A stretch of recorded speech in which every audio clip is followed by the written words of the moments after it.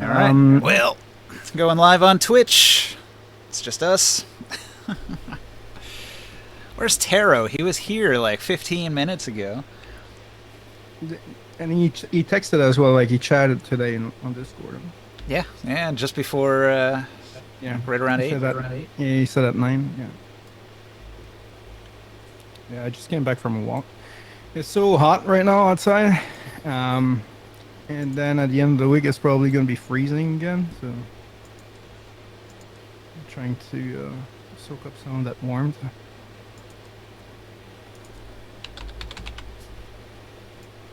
At least it's good for kids, you know. Halloween, they're not going to be freezing their ass outside.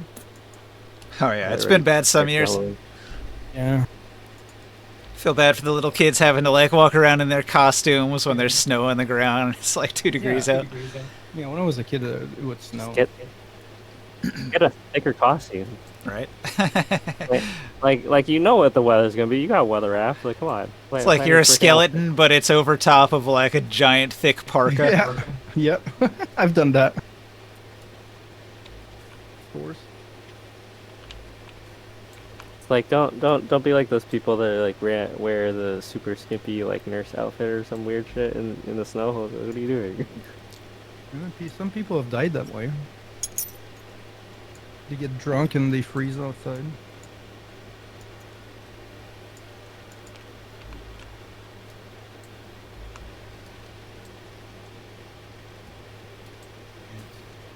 Where's everyone?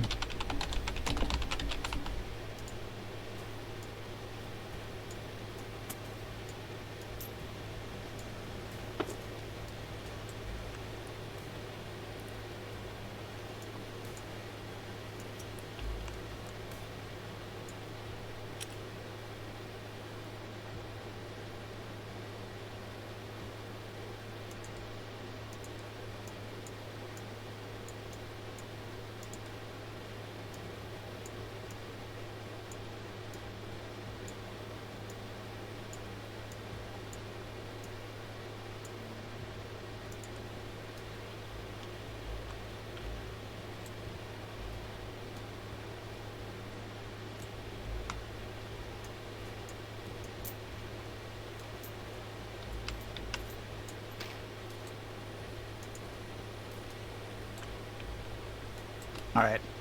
We got this loot card. Who's gonna hold the loot card?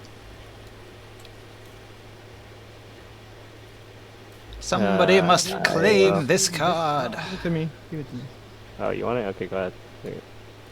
Add it to your pile of loot. I'm gonna make this board disappear. I'll put it on the counter over here. The Wall of Force, I think Joe has it. The spears are all going to be in the bag of holding. And all the other little things. Yeah, all the parts and stuff like that.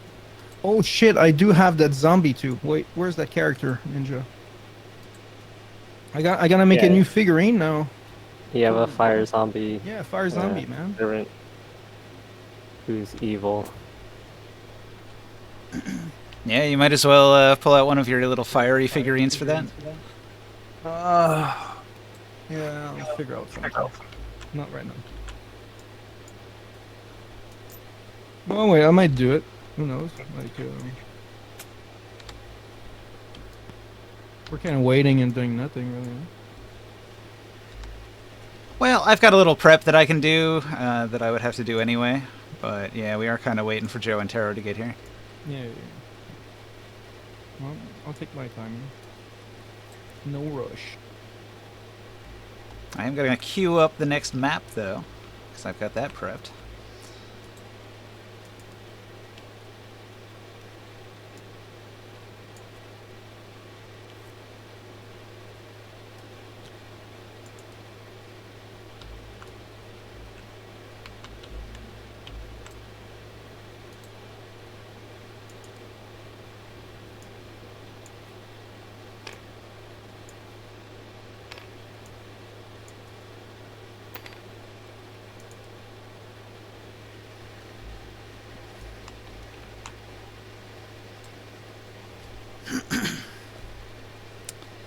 So that's pretty cool. I spiced this map up a little bit. I added a little bit of a rocky texture to it and put the two maps on the same board. Apparently these tunnels are incredibly narrow. Halflings and dwarves would be okay, but medium creatures will have disadvantage, and half-giants have an extreme form of disadvantage in these tunnels. Okay. Now we have a spell, maybe that can help. Yeah, if you want to reduce them in size with a spell, that might do the trick.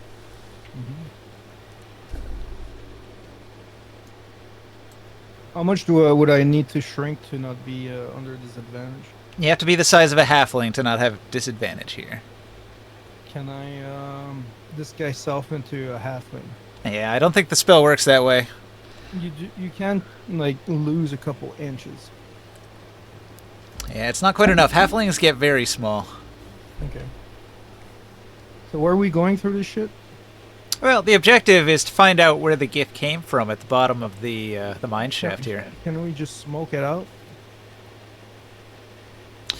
So, you recently rescued a whole bunch of miners who might know these tunnels well. Oh, okay. We'll have to go with them.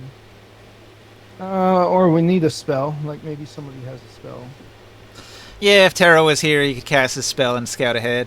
If Orin was here, he could scout ahead physically. Oh shit, I can do it too. I can just become a fire element. I can squeeze through a gap that is 1 inch. There you go. So I'll be a fire element. Alright. Wow. New races in Euroforge. Yeah, I saw that bat creature. It looks pretty cool. Yeah, bat folk.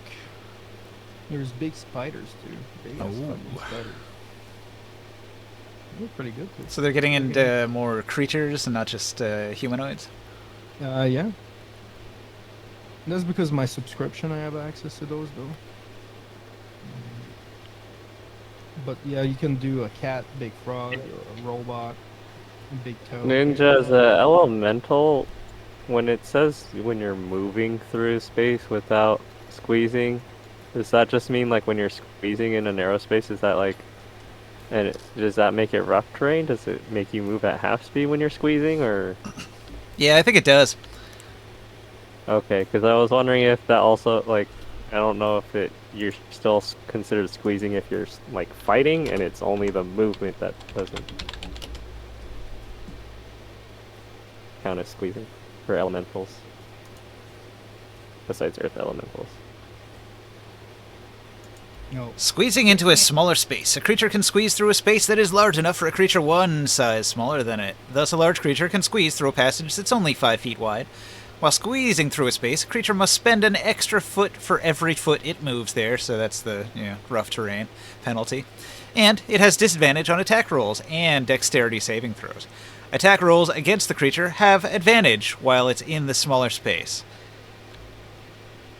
Okay, the fire form or air form or water form says elemental can move through a space as narrow as 1 inch wide without squeezing. So that was what I was wondering. I was like, is it just while moving, or fighting is included in moving? Yeah, I think you're just immune to the negative effects while in elemental form. Okay. So it's a pretty big advantage to be able to turn into an elemental here. Taurus is going to be the worst one. He's going to have the hardest time here. He'll barely fit. So what's happening? Welcome. Anyone have a shrinking spell for him? That would be handy. Reduce size. Can he even still hold his hammer if he reduces size? He might not be able to. He'll have to use a smaller weapon. I guess your equipment shrinks with you if it's a spell, generally. I think the only thing I have for that is polymorph. Don't have actual like size reduction spells. I think only like wizards and sorcerers have it. We're going down into the cave to further remove any whatchamacallits down there. At the end of the last game, Vraxka, the Templar wife of Nibene, after reclaiming the mine at the surface, asked the adventurers if you would be so kind as to delve down into the mine, find the source of the Gith, and eradicate them. I think you have to go further back for me. It's been a while. I don't remember who this is. I sent you all that information as a DM. I mean the Oh wait, he wasn't here last week, was he? Yeah, but I sent him all that information as a DM. He even confirmed it and said thanks for the synopsis. He said, I mean before that happened. We were outside of camp and we're clearing the camp of Gith. But I mean the last thing I remember is stopping the Dream Lich thing. Yeah, so after that, then we went and explored. We went towards the mountains to go kill the Gith. Then we found 2 encampments, a Gith encampment that was that took over Nibelheim mine, like iron mine, and then we found the Nibelheim camp, and the Nibelheim camp only had a few survivors left, and they asked us to help retake the Nibelheim mine, iron mines, from the Gith, and we went and cleared out the top layer of the mine shaft, like all the operating buildings and all that, admin buildings, all the sleeping quarters and all that stuff. We cleared those areas out of the Gith, and now we're trying to venture into the mines themselves to kill any Gith that are in the mines. Alright, I'm following that. Okay.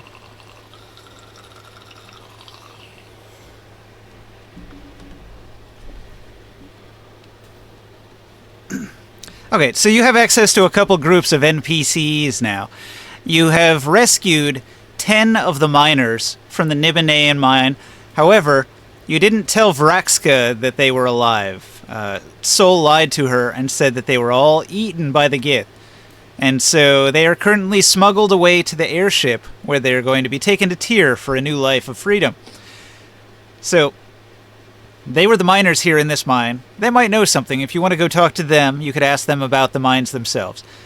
Vraxka was sent from Nibene to retake the mine, and she did a pretty bad job of it. The Gith defeated her group, and so you saved her ass. You pulled her ass out of the fire, and she's no longer going to be scolded by Nibene for failing him. So she's quite pleased, but she could take it a step further and also clear the source of the trouble in the mines. And you guys are so readily available. So she's really happy that you're here, and she's very charismatic. She's very thankful. She'll talk up how wonderful the alliance between Nibene and Tyr is, and how much she remembers all the wonderful deeds that you did during the Zwoon attacks. So she will really try to butter you all up to entice you to go down into the mine. She's already offered anything that's available here. Take whatever you want that you might need to help you. She's at your disposal, and happy to help with anything that you need. She's basically going to park herself in the overseer's office at the surface level of the mine, and her people are securing the mine camp to make sure no more Gith come in. You mean take a back seat while we solve even more of this problem for her?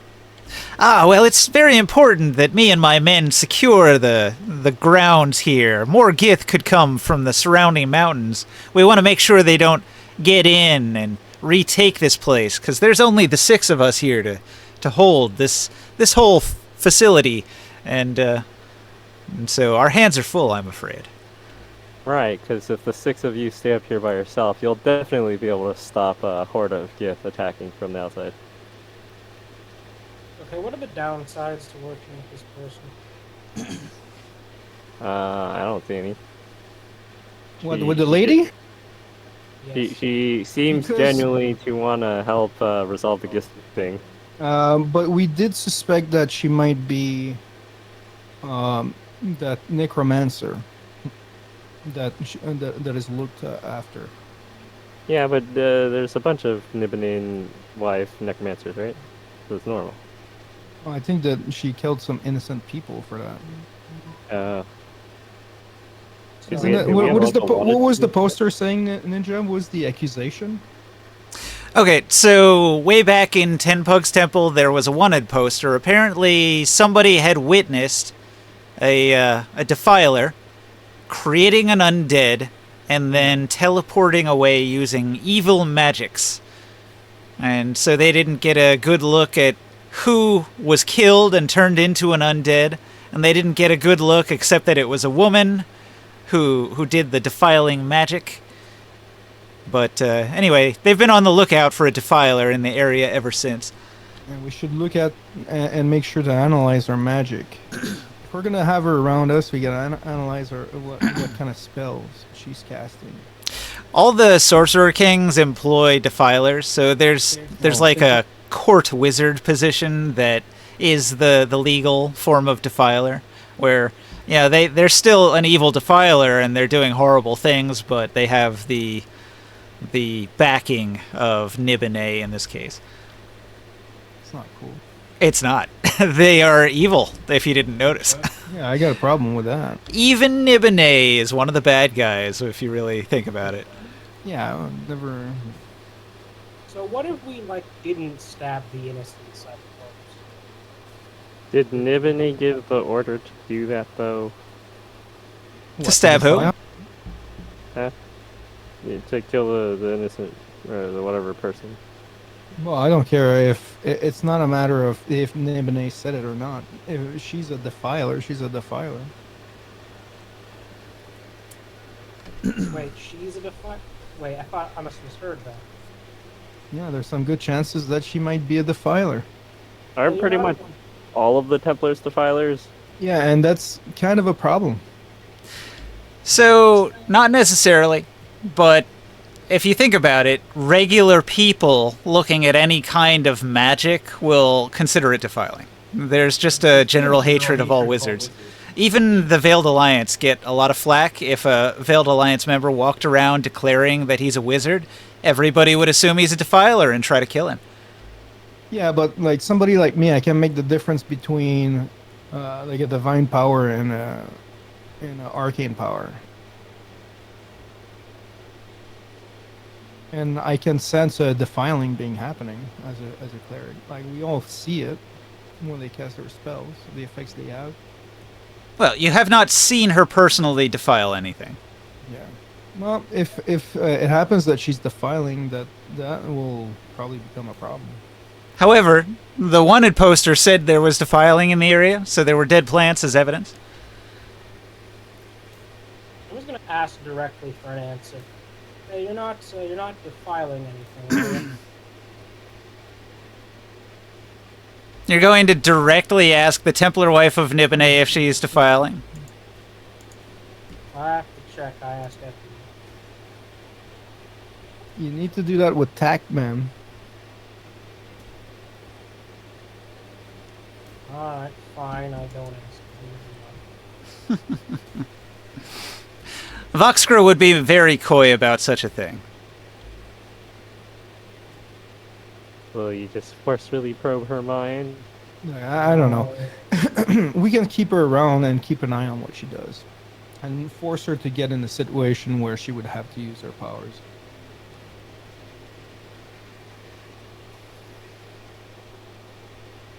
Let's simply continue. All she'll tell you is that she's very loyal to Nibene and she'd do anything to accomplish Nibene's goals. Yeah, we know that. So, the subtext is that if she had to defile to get what Nibene wants, she would do it. It's not a big deal for now. But it's not like she's just doing it willy-nilly in front of you. She's just using regular magic, like a wizard. Anywho, guess we should get to. Actually, hang on. I have an arcane eyeball. All right. Do you wish to send your arcane eye down into the mine? Yes, but can I reset my spell list? Okay, so you guys want to take a rest then? Did we take a rest last time? No. You have not had a rest yet. Yeah, it might be worth it. This is happening almost immediately after the battle. Yeah, we use a couple big spells, I'm sure. And I'll arcane eye first and then take these. All right. Well, you send your eye down into the mine, and you travel through many same-looking tunnels. Let's see. The twisted tunnels, they go deeper and deeper and deeper. And you'll start to notice signs, like markings. It looks like something's been clawing at the walls and the floors. You'll start to see maybe some bones here and there. A splash of blood. Eventually, you're going to start noticing some creatures, but they're difficult to see. They blend in. They look like rocks. Occasionally, one of them will move, and it has the lithe body of a great cat, like a lion or something. But when they stop moving, you can hardly see them. They blend into the environment.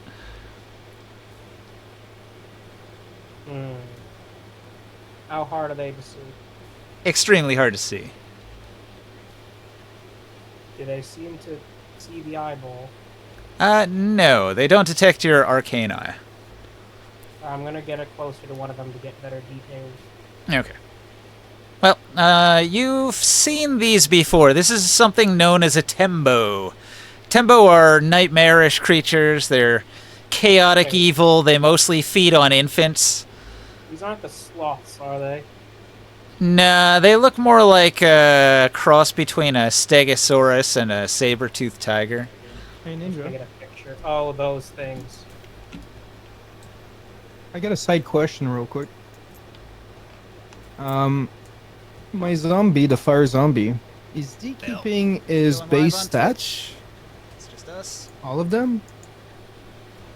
You have He's got the something stats else? of a base creature, and then he's got the on fire status. Because he was like, he had strength, he had all sorts of stuff. Yeah.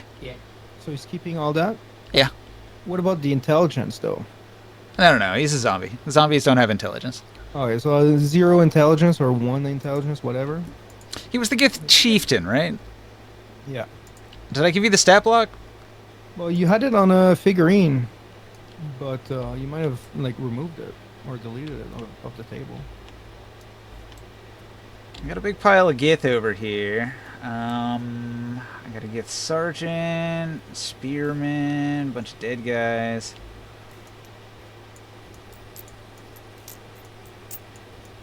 Like, I think it was on the table with our characters.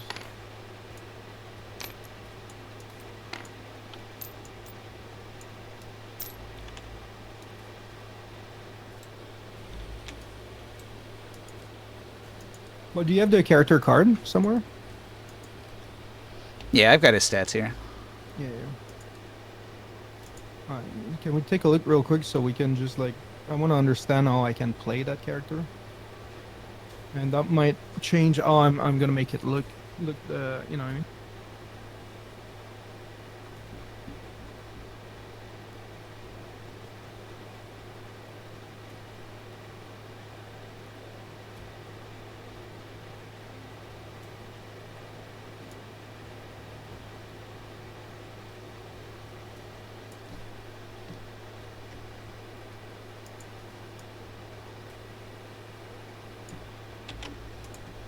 Okay.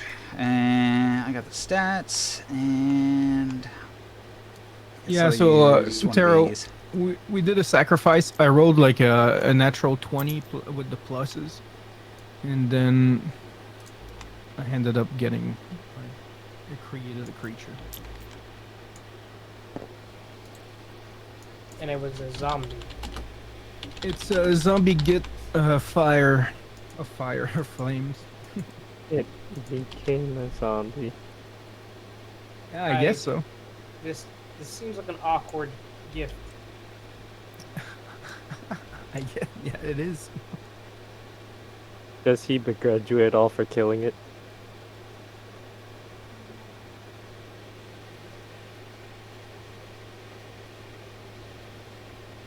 We'll have him around for a while, you know.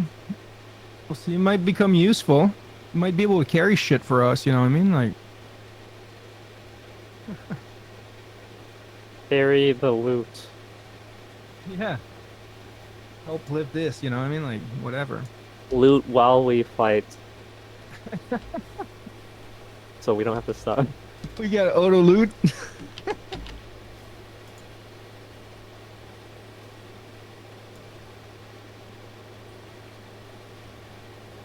Here's see Sword Art Online Abridged. What's that? You see Sword Art Online Abridged. I've seen Sword Art. I haven't seen the abridged. I bet it's good though.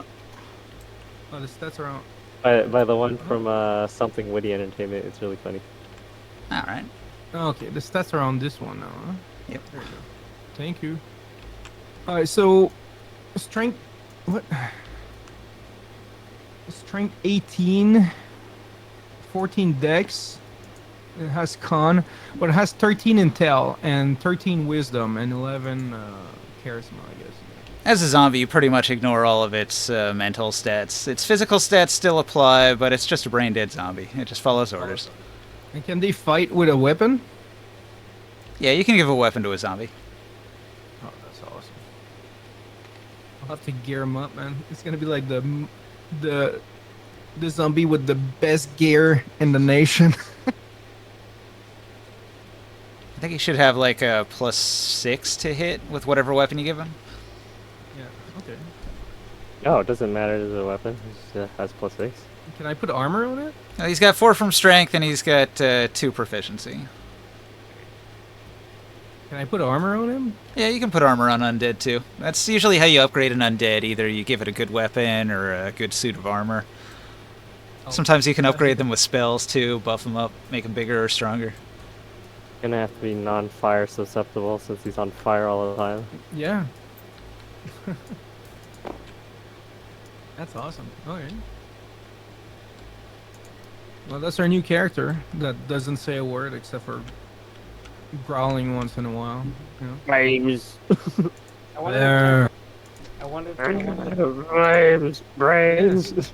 Yeah. Flame brains. I wanted to tech thoughts the zombie. He has none. His thoughts are nil. Nil and nothing. Hey, if you look at the stream, you can see some tempo. So your eye floats in the void, in the cave, looking at the creatures. Occasionally, when one of them stirs, you can kind of make out its form. They're these big, bulky creatures. Quite massive, powerful, with big, long claws and big teeth and big, bony, spiny protrusions all over their backs. But there's a variety of mutations, and each one mutated in a slightly different way, so there's like different sort of breeds almost.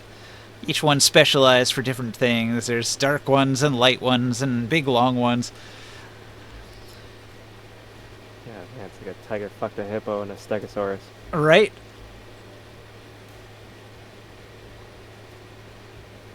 Okay. Wow.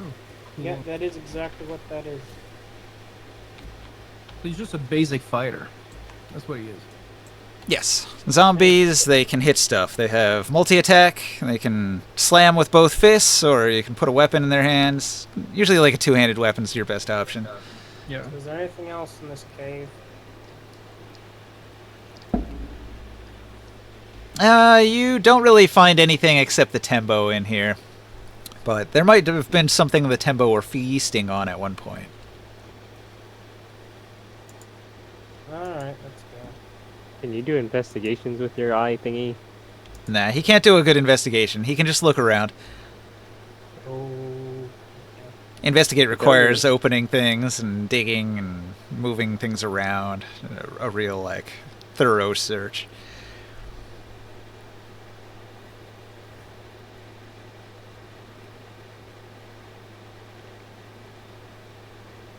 Can I wild shape into these tembos? You've seen tembo before. Back in Forest Maker, there were a whole bunch of tembo down in that pit, and you guys fought them, I think. So you probably saw them at that point, and then would be able to transform into them after that. Was this the trap that like Taurus and Orin fell into? I don't think Yeah. I saw them. Oh, you never saw them? Yeah. Well, I'd when have you to go come in check. here, you'll see them.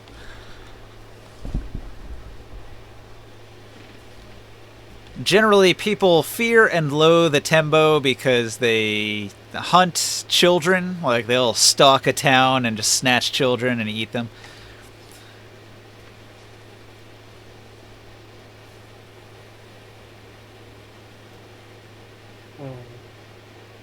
And they're not stupid either. They're a high-intelligence psionic predator, so they can hit you hard in the brain. It's a weird sense. You got hit in the brain.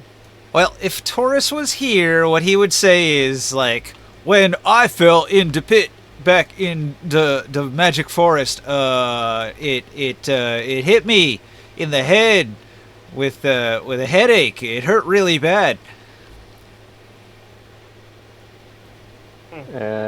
Well, we've encountered some of those things before. Should sort of be okay with some of that stuff. He'll make sure to let you know that that was one of the few times he actually got low on hit points because they walloped him with, like, multiple heavy psionic attacks. What if I illusion a man in there? I mean, what if? You could do a lot of things. Can they even do psionic damage to this undead Gith since it has no, like, braininess? I think of it like the movie Scanners, if you've ever seen that. It's doing sort of a combination of physical and psychic damage to where the person's head boils and explodes. Okay. That's usually how I envision psionics, and that's why, like, when I described the defeat of the Gith in the mine camp as all of their heads exploding, you know, that's the effect of a tremendous amount of psionic damage that drops you to 0 hit points and kills you.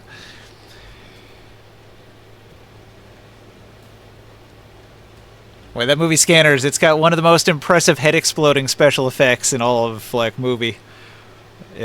All of film history. That movie is referenced inside the Sword Art Online abridged series. Oh, yeah. A lot of people reference it just because it's so graphic. The dude's head pops like a water balloon. It's got Michael Ironside as the villain, too. He's great. And you're like, does this crazy face when he's, like, making people's heads explode? It's funny.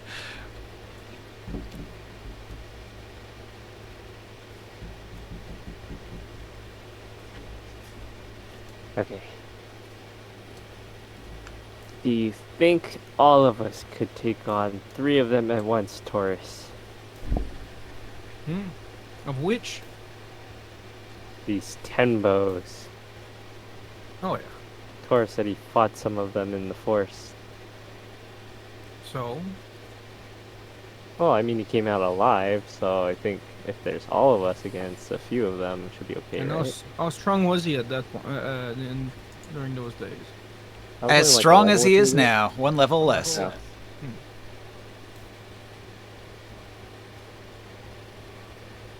They're hard to see. They hit really hard. They can be dangerous in numbers if they ambush you. We got the drop on them. Maybe. So yeah, I nominate Taurus as Meat Pinata Stroke Pinata Basher. Did you try to text him or call him? Have you tried to pester Joe? I texted him. Either he's asleep or something really important to him is happening. Nah, I doubt it. Or he forgot. He's asleep or forgot. I don't know, you don't know. You don't know his He doesn't personal play. life. Well, statistically talking, I would say that we should bet that he's sleeping.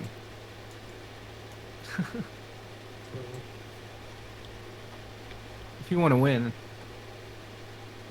it doesn't matter. He's asleep, you know? Like, are these things vulnerable to being smacked with psychic powers?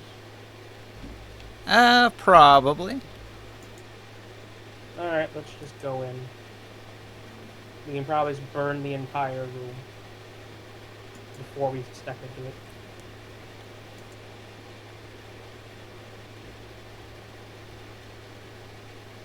Alright, so you guys want to enter into the tunnels? Yeah. Let's do it. I become a fire element. And I go through All the right. smaller.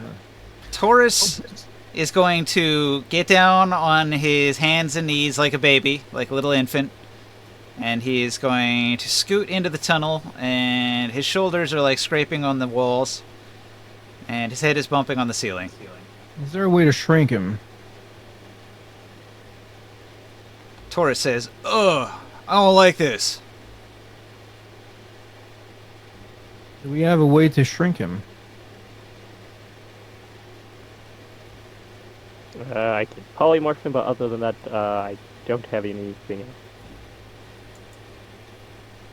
What about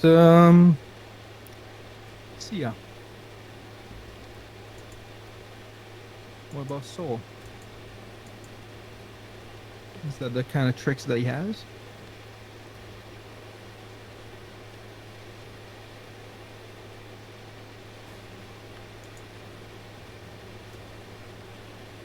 Were we able to get some more information on these tunnels from those the dwarves or the people we saved or whatever?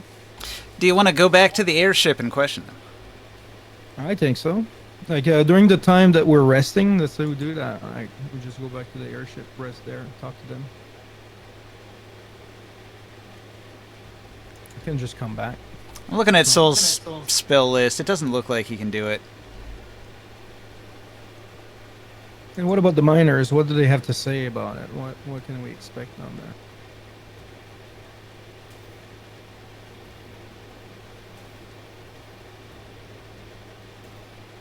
He's got some good spells, but not that.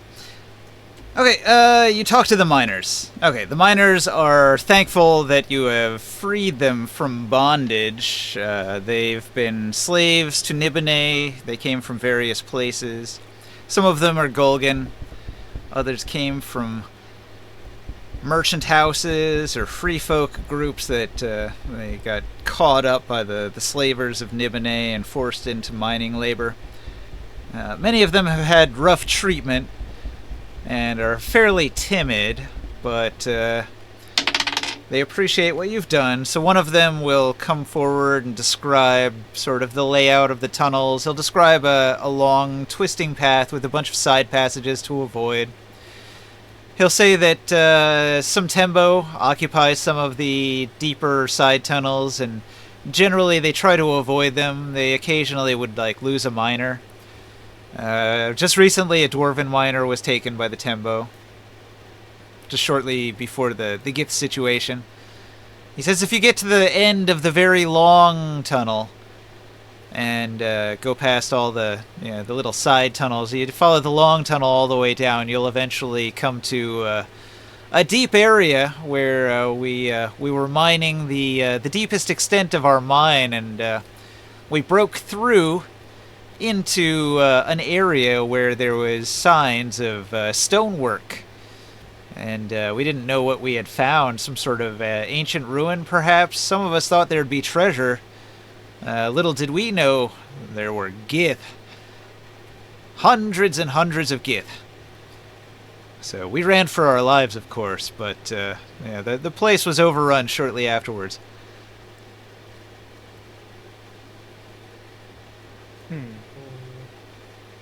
So do they wait? Are these still the big brain servants of the proper Gith, or are these just random animal Gith? So most of the Gith that you've encountered are Athasian Gith, but they did have that one very powerful psionic Gith Yankee that was sort of fighting you as you approach the mine.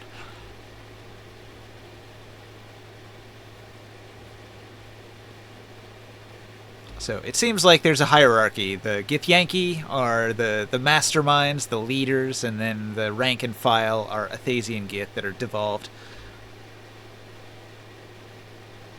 But this set is more dangerous than the regular Athasian Gith because they're equipped with these steel-tipped spears that are quite a bit better than your average stone spear.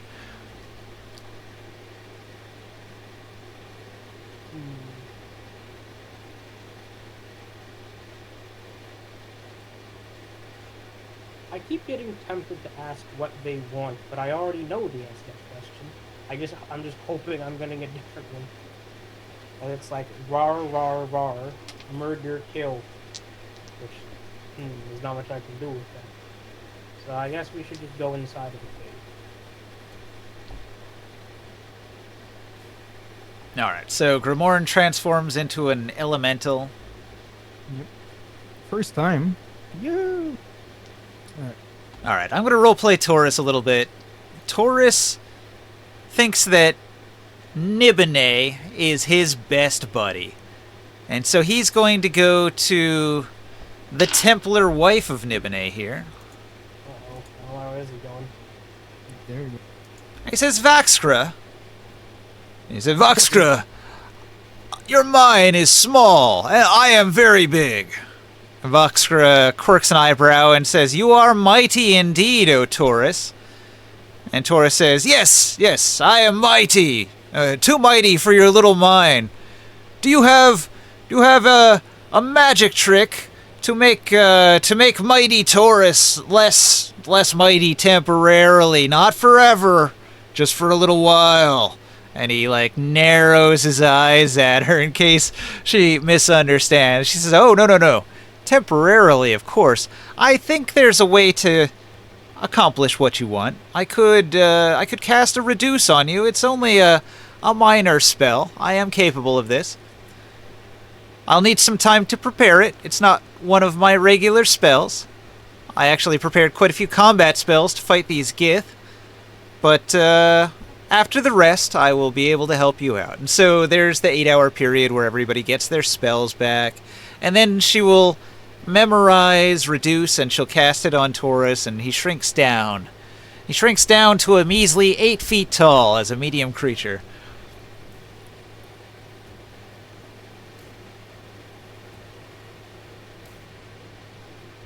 For us.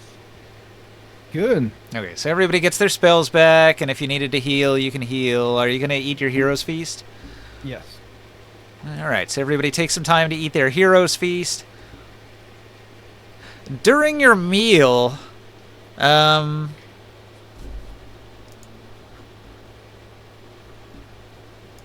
during your meal, Voxkra is going to ask you some questions. She would like to know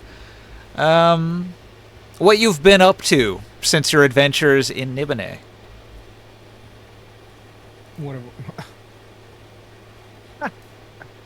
Where is our friend Saul?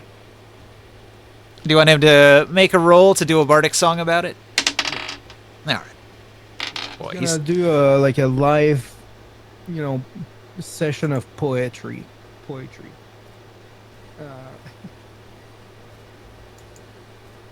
Alright, he gets a 23 and he explains your adventures. What is his plus, anyways? 17. That's pretty strong. It's really strong, yeah.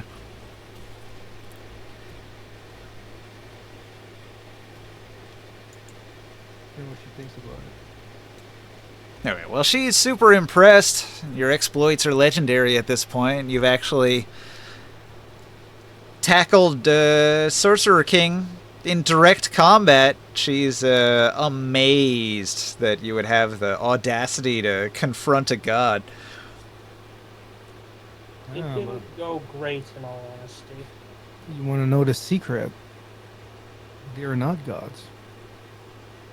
Not gods. They are immortal beings that will live for thousands of years. What would you call them? Some have died. Immortals. Some have died. I've met many an immortal who proved to be very much less than that. What is the name of this one? This one, the hunted one? Roll That is back? invincible. Dragoth. Super bloody. Yeah. If you don't believe me, there's Dragoth. That is a giant threat to Nibene right now. I have heard of this undead abomination to the east. Yeah, but it was a sorcerer king that was killed and brought back to life. Isn't it well known that the sorcerer's kings killed other sorcerer kings in a giant battle? You'd be Is that what it surprised is? how much information restriction goes on. The Sorcerer Kings don't offer much in the way of public education, and the Yeah. information they give to their subordinates is fairly limited to keep them very loyal and prevent them from spilling any vital information to enemy agents. There's a lot of spies around that they have to worry about. I have many mysterious truths I could reveal to you if you so wish, I tell the agent of Nimue. Like, the levels of secrecy in Nibene itself are crazy. Like, there's the inner city nobody's allowed into except for the Templar wives. Alright, I'll offer her knowledge.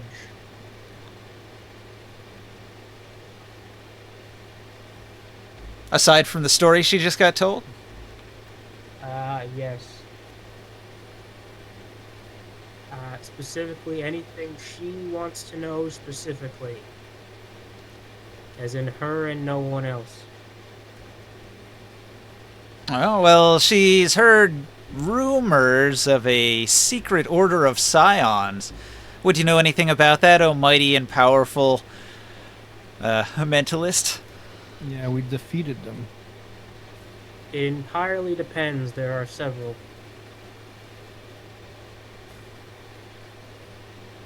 Well, you remember the period of trouble with all the psionic issues that people were having?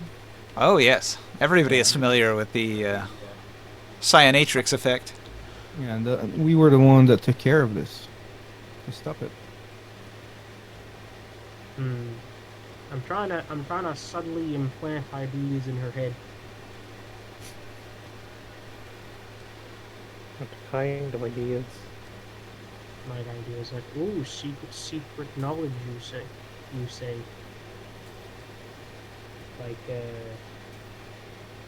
Like, what does she want to know as separate from what Nibene would want to know? Want her to know? Yeah. Well, very little is known about the Order, and so any information she could acquire would be quite valuable. They are a Like, secret go society, on, after sorry. all.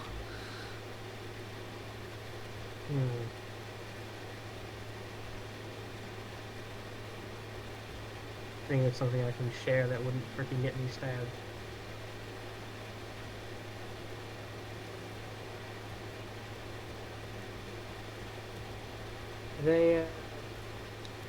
They can be quite selfish. Oh, I see. Well, if they thought to shut off all psionics to everybody in the world, they certainly do seem selfish to hoard it all for themselves. And yet, it is a very selfless selfishness. Is it? How so? What's your insight into their psychology? Why would they do such a thing? If not just for power alone. Absolute neutrality. You don't have to want to own the board to be motivated to flip it over.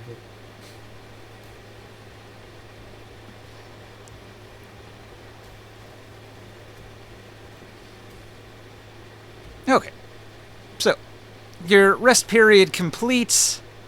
You finish all of the song and dance and mealtime.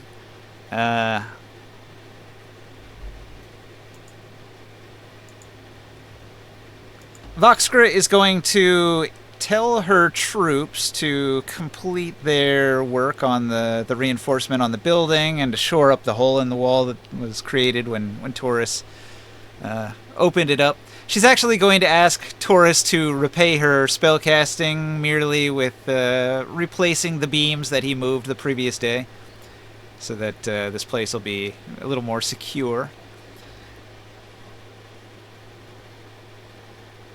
And she herself is going to exhaust some of her spells, casting several mends on some of the rigging on the platforms overlooking the wall, looking down to the outside, so better defenses. So she's working pretty hard, even though she doesn't want to go down into the mine. Not personally.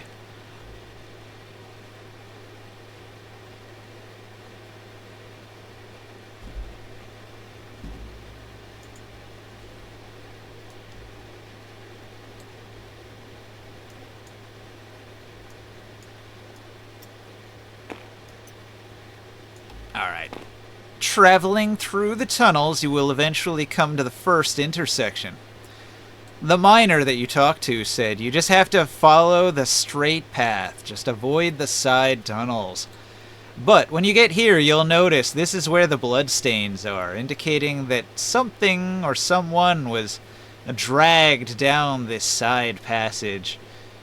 And Taro knows that's where the Tembo lair is. Alright. I would suggest burning this entire area, just all of it at once. So if you want to be nice and protect the miners in the future, you'll want to clear out the Tembo so they don't eat anybody else. I think we should. I mean, I just want... it just seems sensible. Well, after a rest, we'll be able to handle them.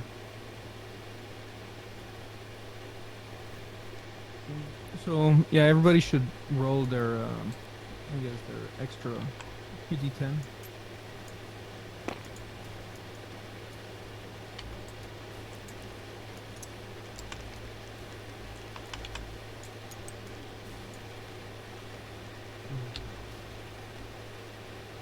Dang.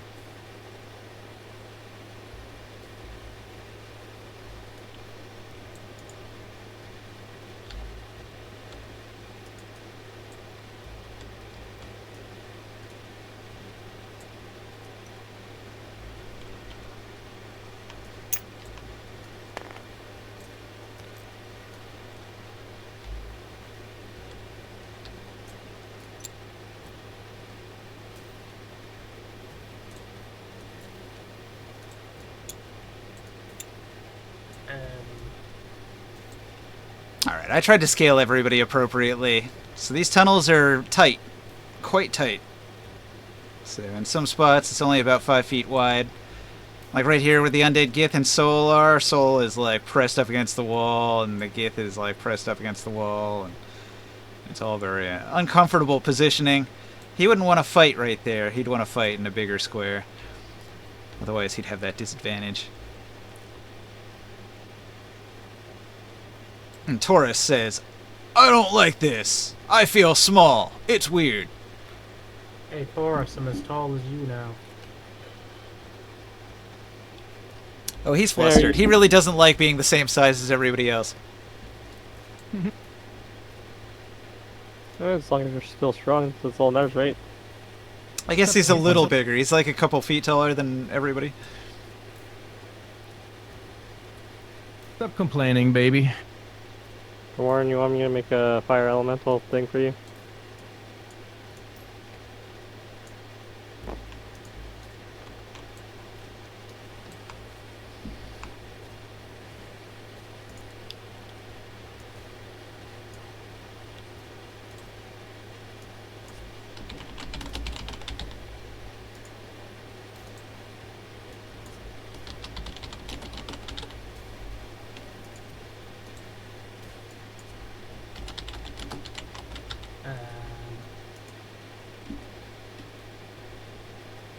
Martin? An answer. Chris? What's that? I said, you turn into a regular fire elemental, right? Not like a greater fire elemental? I guess so. Yeah. Okay, I made you a... Am I able to cast my spells while I'm in this form? Yeah, you can cast spells. I don't know if fire clerics do that. I can't cast any of my spells. Oh yeah? Really? The only thing I can do is, before I wild shape, is use a concentrated spell, and then I can keep concentrating on a spell, but I can't cast any spells while I'm my wild shape. Maybe not then. Yeah, it should probably be the same as the wild I don't know shape. if it's different for fire clerics. Nah, you should use the same rules. Let's just keep it the same.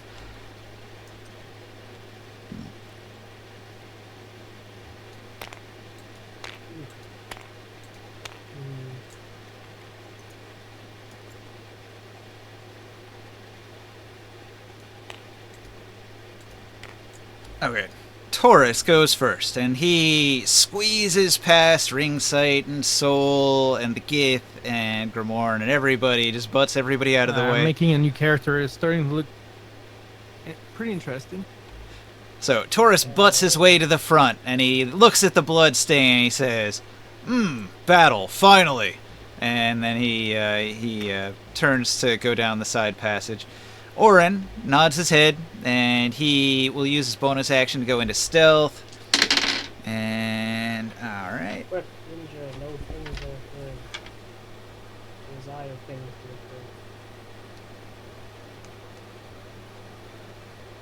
Oh, I forget my walking speed increased by 10 because of my book of exalted deeds. What do you want to do? Tarot.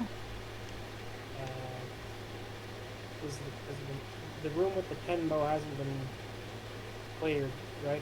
No, you guys are at the intersection where the blood stains are, leading into the lair. Are they minor blood stains? Oh no, it looks like a lot of blood was spilled here. A fatal amount of blood. Alright, who's going deeper first? Well, I did roll initiative, and I already had Taurus move. Orin's moving.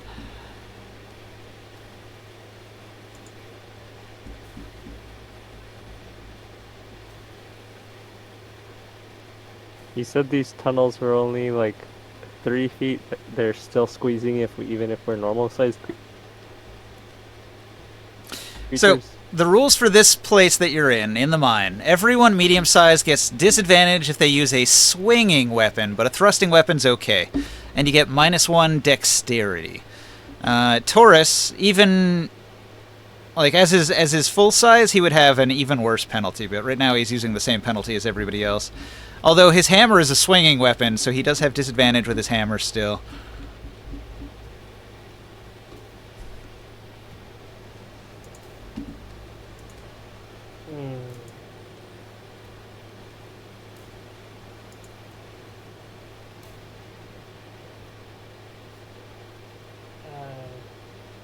I guess proceed.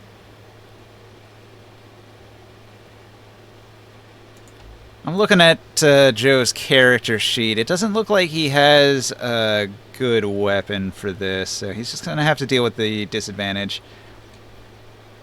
Before I wild shape into a fire elemental, seeing how narrow the cave is, I am going to use foresight on him. So I'm going to pull out a humming feather and poke his forehead with it. And be like, this is going to let you see everything a little bit ahead of time to give you forethought about what's going to happen in the cave. And yeah, he has advantage on attack rolls, ability checks, and saving throws. And creatures who are attacking him have disadvantage on attack rolls against him for 8 hours.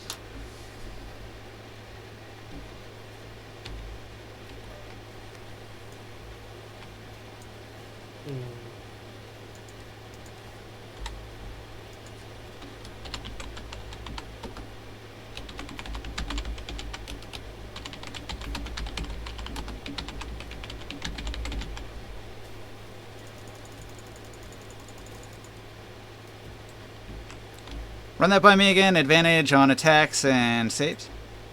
Attacks, ability checks, and saving throws, so pretty much on everything. And creatures have disadvantage for attack rolls against them.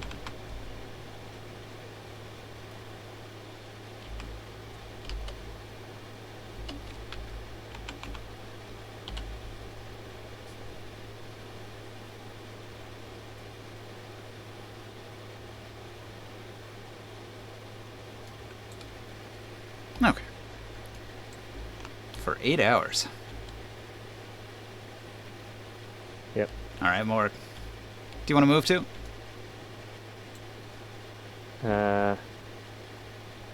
Remember, half speed. Well, I turned into a fire elemental, Oh, yeah, so I have, you're immune. Yeah. So I could move. I forget. Fire elemental speed is 60 feet. Okay, so you're going to be pretty quick in here compared to everybody else. Like, Yeah. Orin and Taurus both move, like, half their speed, so like 30 feet and 40 feet, respectively. The squares are still 5 foot, right? Yeah, 5 foot squares.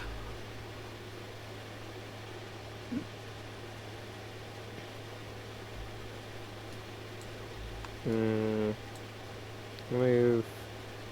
55 here. And going to ready an attack. All right. The 10 both are running at me. When you ready attack, does it do the multi-attack of the 2 touches or just one of them? As an elemental. He has multi-attacks, so he can do both. Okay.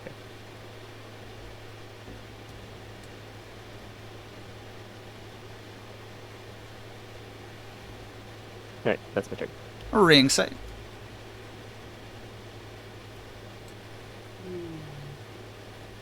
I've got you way at the back of the party behind Soul around the corner. You're not even up to the bloodstain yet. What do you want to do? Call air elemental. Alright, 1 air elemental coming up.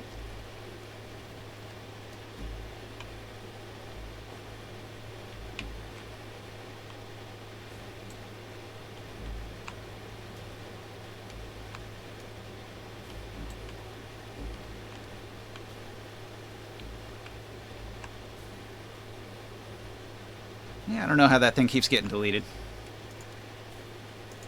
I mean, he is made of wind.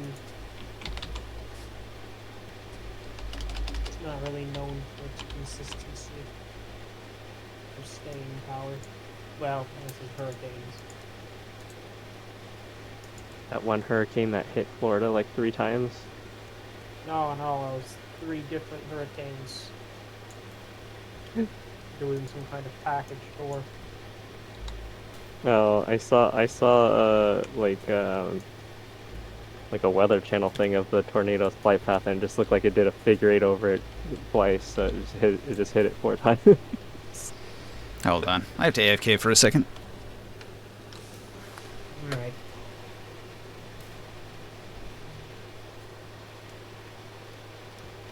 Slow session today, but that's fine. Getting back in the swing.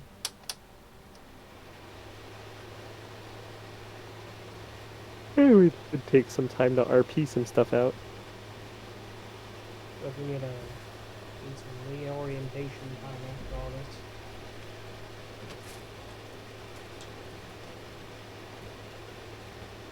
I am considering more now,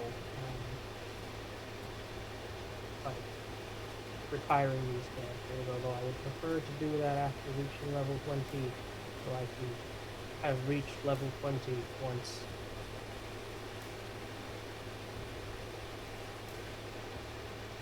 What, You retire don't your wanna- character? You don't want to play into epic levels. I mean, I do, but people have expressed boredom, or not boredom, a desire to change it up a bit, because we're all powerful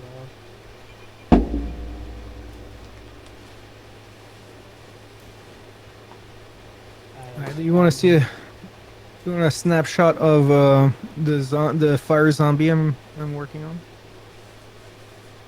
Yes. You're gonna send it in the Discord.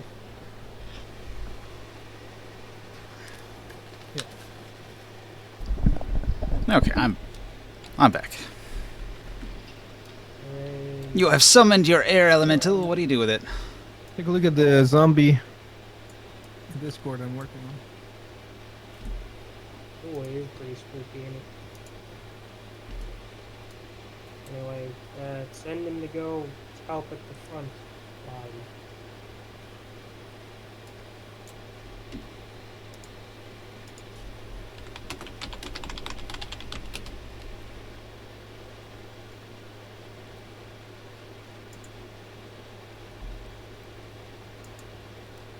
What do you Alright, think about he's that? got 90 feet of movement. What do you think about the character ninja so far?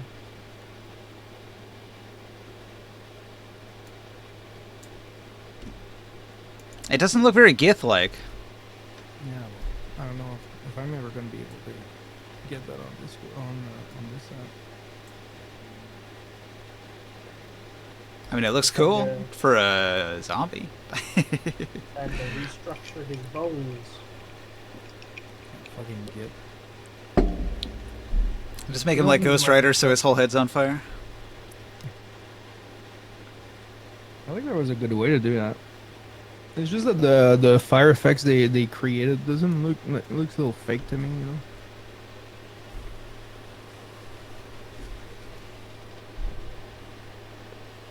All right, sorry to interrupt there.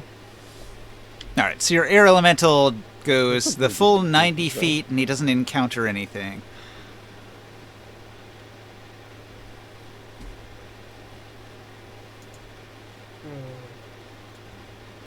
Alright, it's good, I suppose.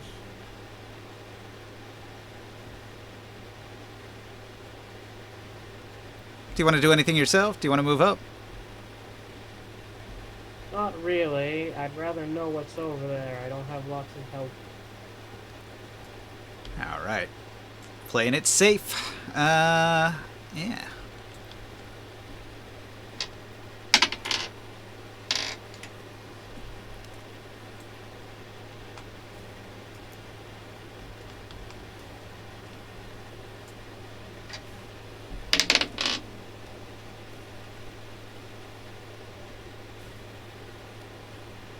Okay.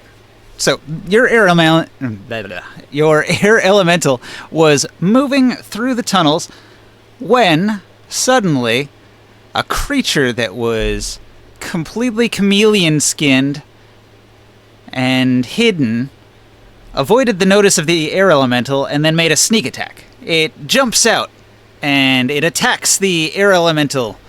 And the air elemental has resistance to slashing and piercing damage, so it only takes half of this damage.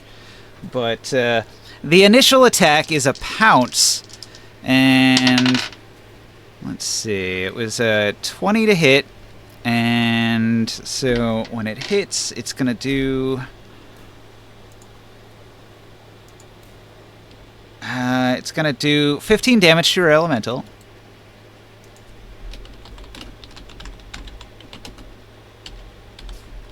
So that reduces to 7, and then it has to make a saving throw. I can just roll that quick. He gets 13, so he fails the save.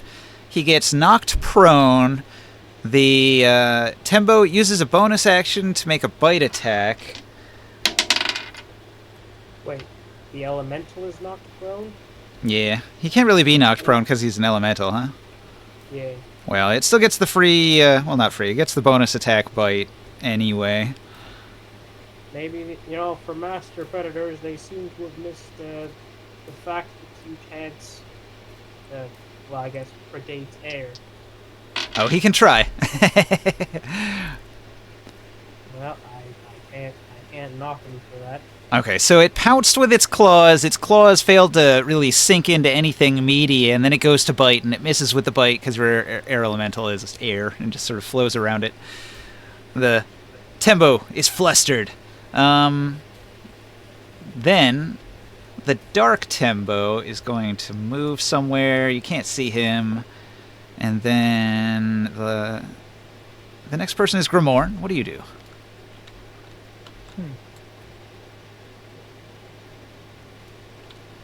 That's a big creature, huh? He's long. Am I allowed to? What was the size of the squares here? 5 foot.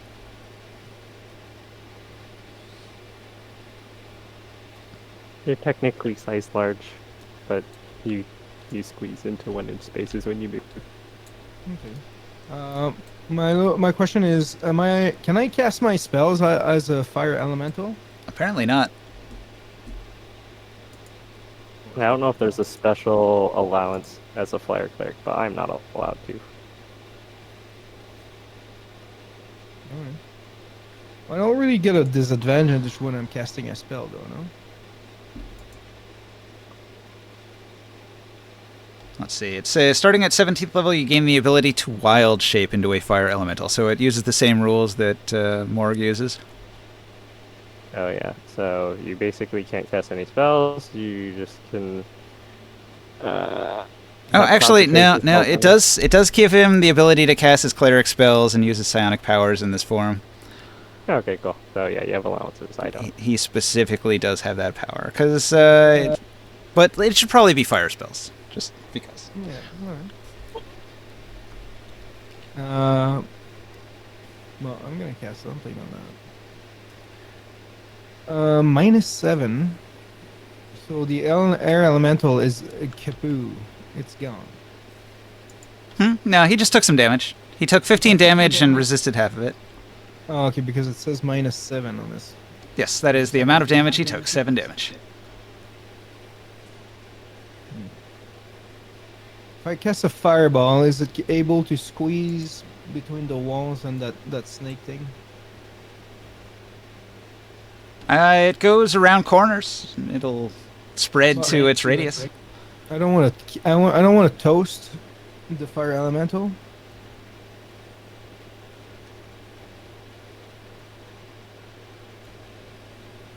Well, get your ring. Just put it further in. I just. Oh, yeah. Okay. What's Line it up. Line up your shot. Let me measure this real quick.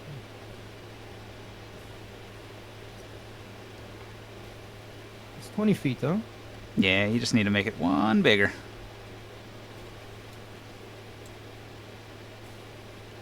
Right about there.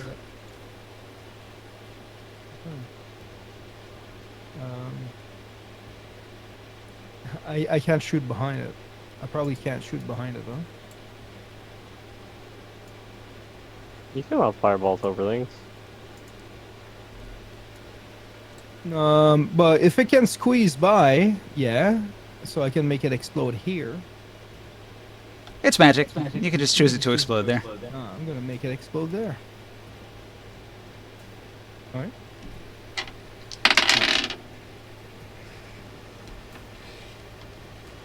Let me set my roll.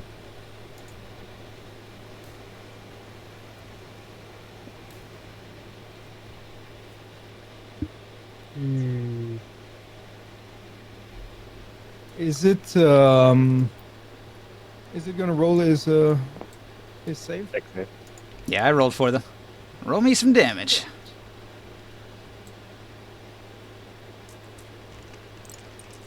The Tembo are not happy because they are on fire and it hurts. I'm re-rolling. That is a sentence for the books.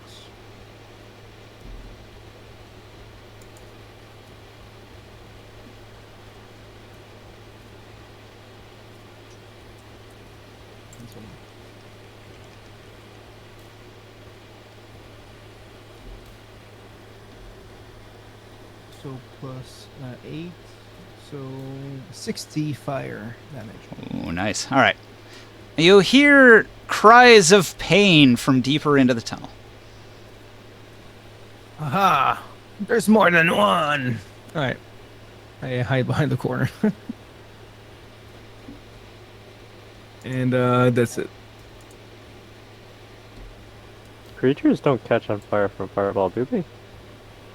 Yeah, it does set anything flammable on fire, but they have a scaly skin, not a furry skin. Okay, it just specifically says objects, so I don't know if it counted as creatures too. Like, if a creature is furry, I'll usually say that any fire spell, like, burns the fur on it. Okay. Just the way fire naturally would. Because there's some things that specifically say the character is now on fire and they have to roll, like, do actions to put out the fire or whatever. Yeah, well, that's like if the fire is bad. Also, for Dark Sun, a lot of things have the fire susceptible tag, so if you use a lot of wooden equipment and you get hit by a fireball, you're technically supposed to roll checks on all of your wooden equipment to see if they get damaged. Mm-hmm. And bones probably burns too. All the weapons are objects. The bone ones, they're you're supposed to keep tabs on if you roll really low. So if you have like a bone weapon and you roll a 1, a 2, or a 3, it breaks the weapon. It shatters on impact, and it's sundered. Yeah, that's not good. Yeah, but it doesn't happen very often. Sounds like war. Anyway, it's a problem you only had to deal with like in the first adventure when you were still slaves in tier. Like when we were fighting with that type of shit. It's time for the light tembo. Okay. So, there was a second light tembo that was back here, and it leaps at you, Gramorn. Rawr, 20-foot leap, 2 claw attacks with advantage from stealth.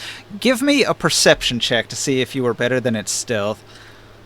Well, I got a minimum of 21. Oh, you know what? I forgot to add some sneak me to attack roll? damage on the elemental earlier. It's an extra 5. Yeah. So, yeah, I need your perception check, and it's 21. 21.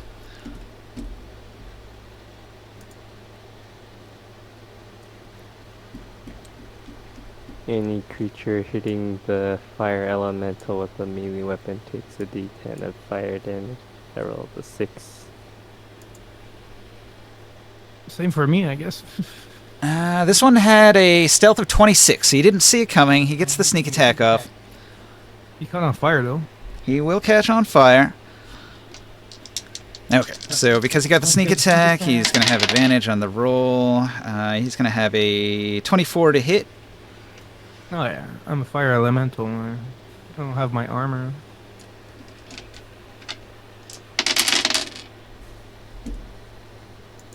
Okay, so his pounce attack, it does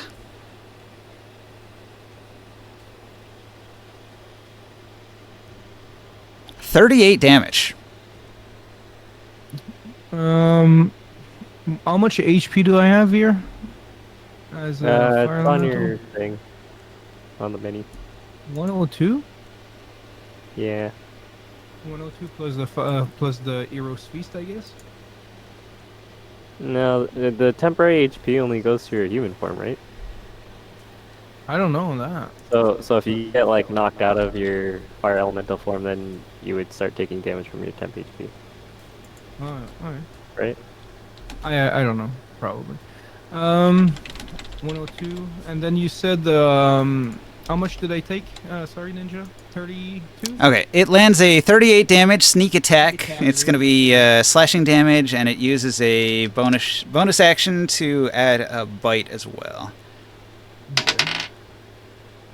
But the bite misses. Your armor class is 15, right? It's 13 as a fire elemental. Oh, 13? Random aside. Oh, he actually got 14. That does hit. Hey, Okay, so the bite does 10 damage. Okay. Ninja, look at this picture. Do you think this is AI?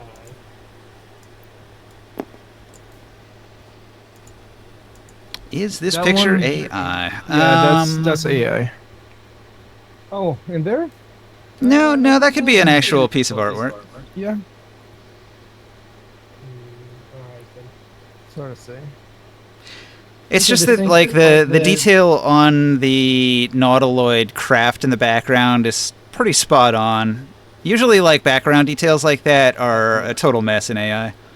Yeah, especially the floating ships. Yeah, it's just too accurate, because that's actually what the nautiloid ships look like. And then the ants, there's no actual ants. It's like more tentacle-like.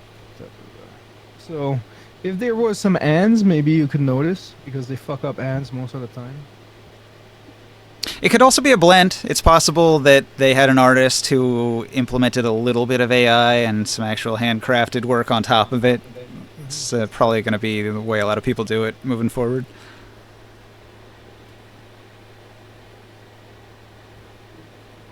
Yeah. I've certainly done that a lot myself, like one of these creatures right here, if I zoom in real close. Well, these ones are AI. The dog things. Well, this one's a combination. So the light tempo here, if you look close at it, it's actually 4 different images superimposed over each other. So I made one that had the spikes, I made one that had the skin like this, I made one that had the tiger stripes. And I can see that difference between the spikes and the body. yeah, so I combined some things to get the effect I wanted. The rest looks pretty uniform, though. Yeah. So that's a good example of a little bit of Photoshop on an AI-generated image. Oh, does my attack of opportunity or ready to attack action trigger on this one, even though it was like sneaking? Like once it jumps out. Roll me a perception to see if you even notice it. Okay. Well, actually, once he comes out of stealth, you would definitely notice the sound of his attack behind you. I'll just say you can use your attack here if you want. Okay. Oh, I forgot It about does something. plus 6. Be right back. I gotta go throw something away. All right. Okay. Ninja, tell me about that head. One of them's only a 9, the other one's a 25 to hit. The 25 will hit. Okay. Oh, Yeah, actually, actually- Or no? did you roll with disadvantage? Because he's disrupted. Or not disrupted. He's displaced, like a displacer beast. Oh, that's the thing. Okay. Take a look at the new face I don't do put attacks. on Discord. Yeah, it's pretty cool. It looks more Gith-like. Yeah. The nose helps a lot. The eyes being bugged out helps a lot. If his skull was a little longer, like maybe you could put something on the back of his head to make his head look does longer. 15 hit for the second attack. Elongate the, yeah. Give him a cone head. Armor class 16, natural. Okay, so it just misses. Okay. Then my ready attack didn't do anything. All right. And then Soul is going to say, "Oh, combat has started. Taurus, quick, go kill it. You're the best. Taurus, he's our man. If he can't do it, no one can." Alright. Bardic Inspiration. There you go. And then he's Taurus going to just jumps hang in. here. Taurus goes into action. Running like a little dwarf. He's actually a pretty big dwarf. Yeah. We just laugh at him. You look funny. He can move like what, 95?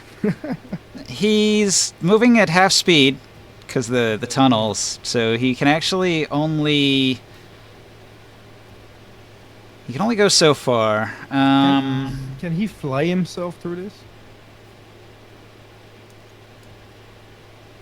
I think what he's going to do is he's going to do a single move through the tunnels here awkwardly, and then he's going to throw his hand axe at that Tembo there.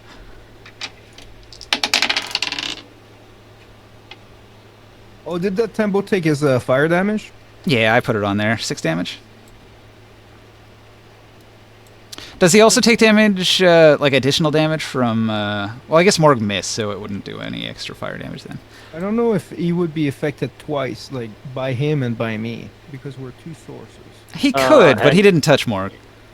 Okay. Yeah, so anytime a creature is attacking you, they roll the 1 1d10 attack. fire damage, and then 1 do they 2d6 plus take it on 3. the... So Taurus's hand axe misses. He curses. Orin is going to... he's going to throw his darts. Okay. At the start of each of their next turns, if they're on fire, then they take another d10 damage on the start of their turn. All right. Orin gets a pretty solid hit, and he kills this Tembo. Nice. No, it's Okay. barbecuing. Alright. Morg, what do you do? I only see this one in front, right? Yeah.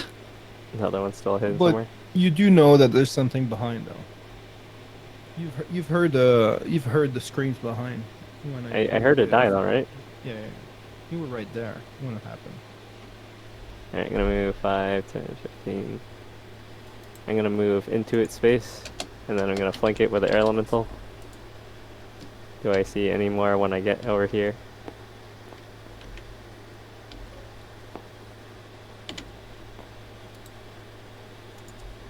Oh, are those dead from the explosion?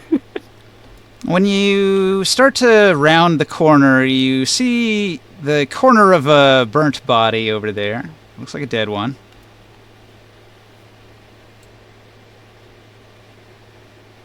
It's just sort of smoldering after the fireball blast.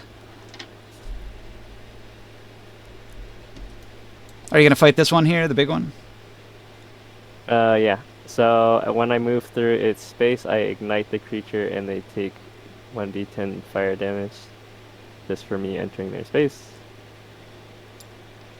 And then at the start of its next turn, it'll start taking the 1d10 damage for being on fire. So it takes 4 fire damage. And then is this one the ethereal thing where I have disadvantage on attacking it too? They are all displaced. He's Okay. using a psionic effect that makes him appear to be not quite where he actually is, so it just gives you disadvantage on attack. Okay. But However, well, because I you've done can't fire damage to normal. him, his displacement ends until the next Oh. turn. Anytime you do damage to him, it stops being a thing. So you would have regular damage on a follow-up attack. Okay. So flanking is I have advantage now with air elemental. Yeah, you're flanking advantage.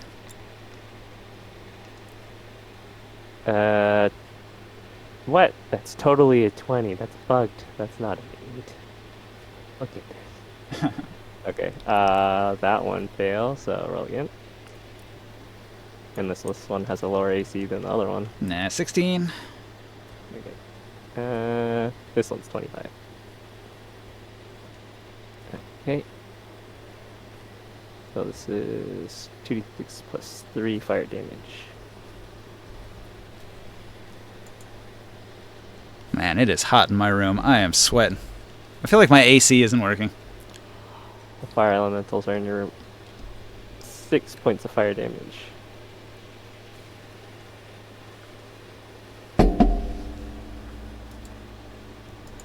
Low damage. Ugh. And you should be allowed to cast spells as a shapeshift creature, as a druid. Apparently we're not though. I don't care about that. I totally think that you should be able to cast some spells. Don't they, That's totally haven't they changed that in the new edition? I thought they did something. I don't know, but if Are they we playing did, on a new edition? but if they did, I want us to borrow that because no kidding, because it's just pointless at this level to be this. You know what I mean? Like, Yeah. it's an interruption. You know what I mean? Like, Yeah, usually the way I'd get around it is I'd give you a magic item that does that. yeah, I guess. I Well, try I'm not to just break not the to break the rules, but rules, there are but ways there to are bend them. I'm just but I'm just saying, like, They it made wouldn't- it in the rules that if you're level 20 as an archdruid, then you can do that, yeah. that but would you be still cool. can't do material components. So you can only use verbal and somatic components, which I looked at the whole list. There's actually not a lot of spells, so it still doesn't mean a whole lot. Well, if you go as a monkey, okay, Uh-huh. and then you have a pouch on the side, you still carry your materials, and you Mhm. can still handle it maybe. I would assume even like elementals, like Yeah. this elemental has like some gauntlet things. I'm assuming Alright. like they would have some Be- pouches well, or some physical element- units el- of them have pouches like and whatnot. If you look in what like an elemental means, like there's different forms. Like a Ifriti is an elemental. Those AEGs, like those I don't know how to pronounce that name properly, but they're like fire dwarfs. They live in brass. Mhm. They're another type of fire elemental. You know what I mean? And those characters are capable of casting spells. Yeah. But yeah. Oh, yeah. Anyways, whose turn is it? Is it Ringside's turn? It sure is. Oh, right. Yeah, just makes its turn now.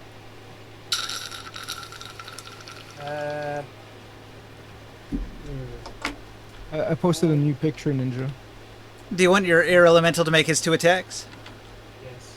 He will have advantage because he's got flanking.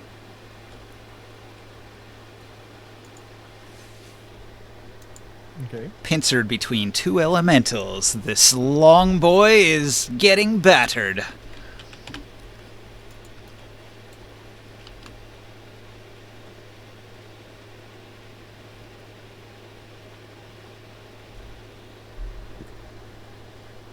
All right, Taro, do it. Attack You with can do advantage.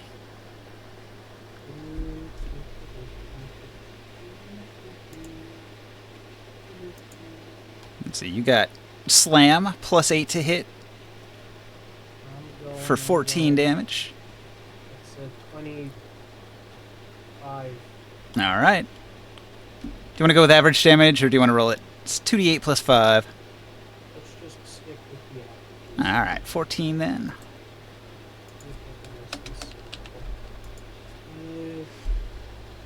24. That's another hit. 15 to the averages.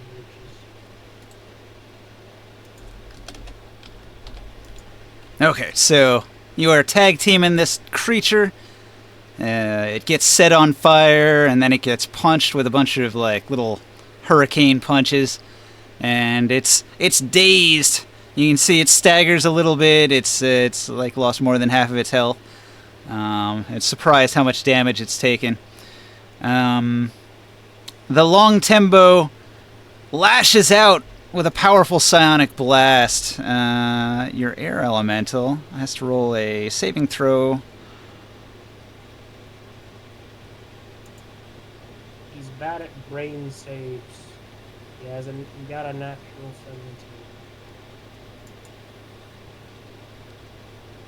17. Alright. 17's actually good. So let's see here. The Psychic Blast, it does 26 psychic damage, or half as much if you save, so he'll take 13 psychic. Well, what kind of save was it? It was an intelligence save. Okay, then it was a 15 total. Alright.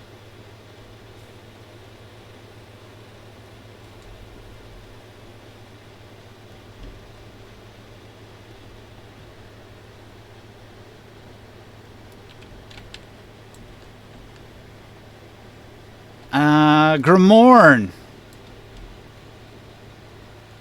Yeah. your mind is assailed by a psychic blast. All right.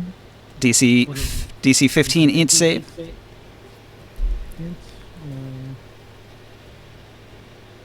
give me a second. That's not cool. It's a 26-point headache, or 13 if you save. Let me roll. I don't even remember my plus. Let me check real quick.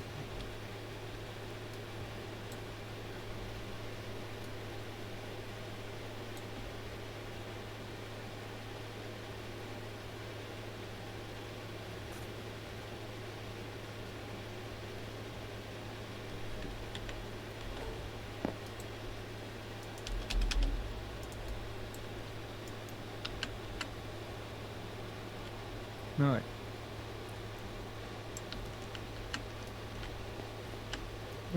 I get it. I got a 20. I got 21. Okay, so you still take 13 psychic damage, which is half of the normal amount. All right. Alright, another dire tembo comes out from a side passage and will unleash a second psychic blast.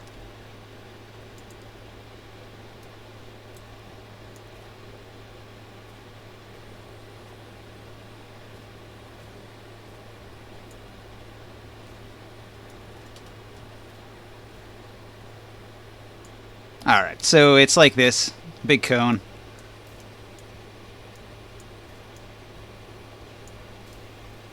And that's going to be hitting Grimorn and Orin and Taurus.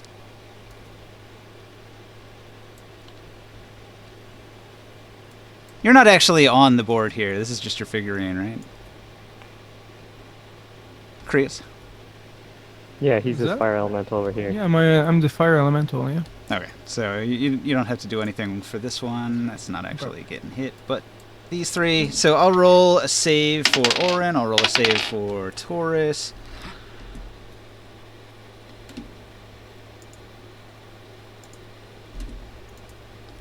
Taurus's int saving throw is only +4. He fails it by 1.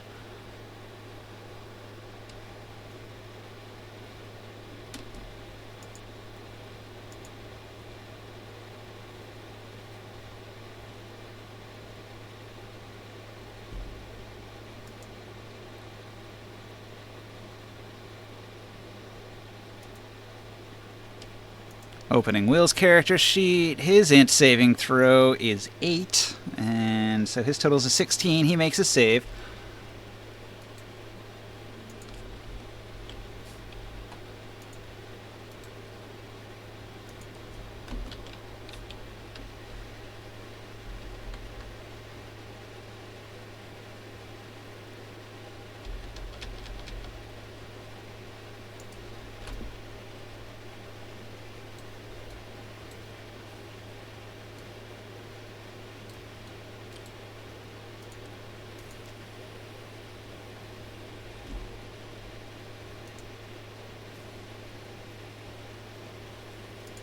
Let's see. Taurus has the thing where he can re-roll a saving throw, right? Well, he has a bardic inspiration, huh? Okay, yeah, he's going to burn his bardic inspiration to succeed at that save. Because he only needed one more point to do it, so he's going to use it up. So that way he only takes half damage instead of the full amount. Okay, so that was the long tempo, and I think all of the... Let's see, 1, 2, 3... 3 did... Okay, there's one more. This dark tempo.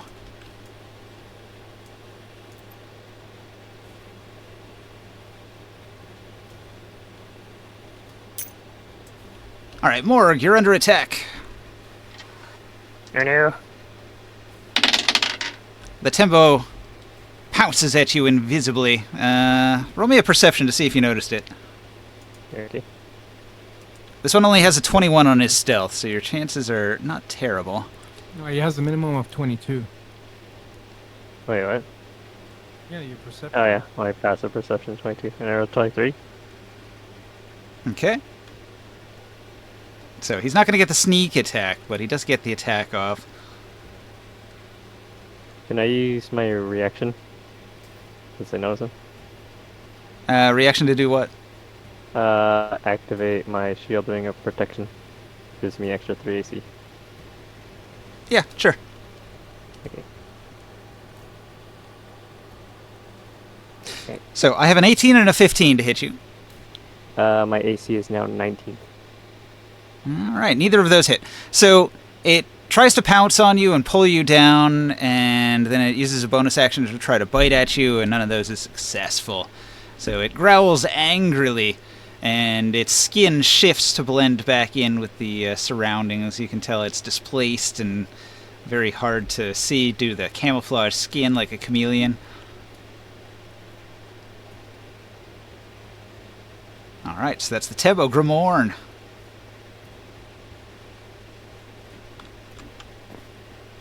Three Tembo remain, 2 long boys and 1 dark Tembo. Alright, 1 second. So, the one next to me is dead, or is that it? There was another one that came out of this side passage over here. Dude. I'd have to catch you on fire or something. Yeah, he came out of this little nook over here. Oh, this thing. This one already hit Grimorn. Did it take the D10 damage on hitting him? Nah, you could roll it.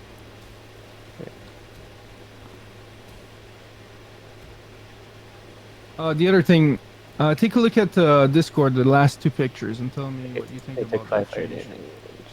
Yeah, looks cool.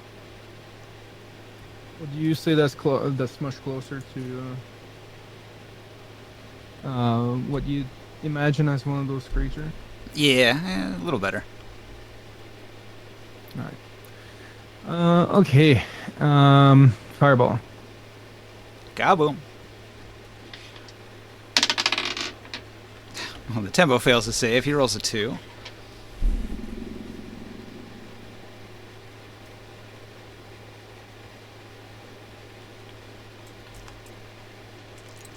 Yeah, reroll the 1s and 2s. Are you just trying to blow up anything that's in the crevices? If there's Yes. any Yes. more hiding. And one little fire elemental you don't fuck with.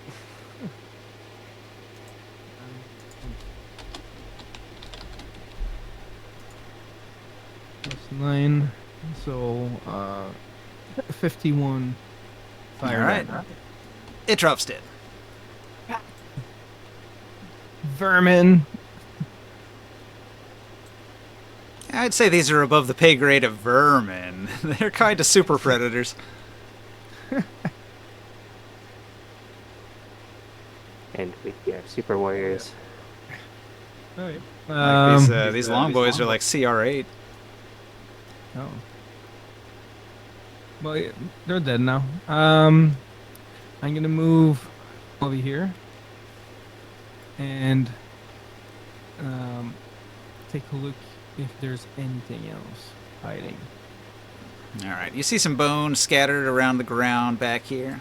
They all look humanoid. And I'm pretty sure the fireball lit up the tunnel a little bit. Yeah. There's probably little bits of scrap of clothing on the ground that's burning now. Maybe You a have 60 feet wooden of dark mine glass, pick though. or something. Fire elemental. Oh, well, there you go. There's probably a couple burning mine picks that had wooden handles, maybe some scraps of clothing that were in the pile of trash on the ground that are on fire now. Yeah, but no like creatures. No. Or- No other creatures yowl with pain when the fireball explodes. Okay. All right. We just got Good to these know. two left, the dark tembo and the long tembo. So I'm good. I'm done on this turn. All right. Soul is going to advance.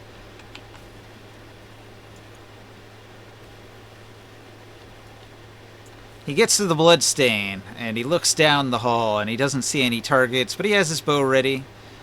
He's going to dash. He presses himself up against this wall here to avoid being seen, and waits for the next turn to come around. Taurus is going to be quite angry, and he's going to charge in.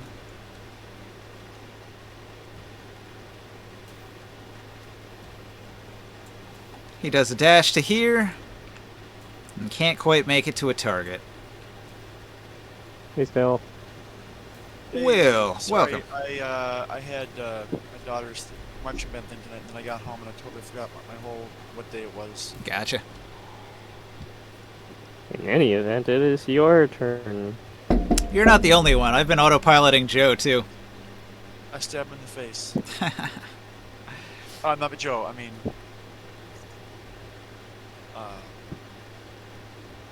The tembo? Tembo. Yes. I tell him that his father smells of elderberries. It's actually your turn. I am trying to find my tabletops. Do you want me to move your figurine up? Yes, please. Let me go through Steve.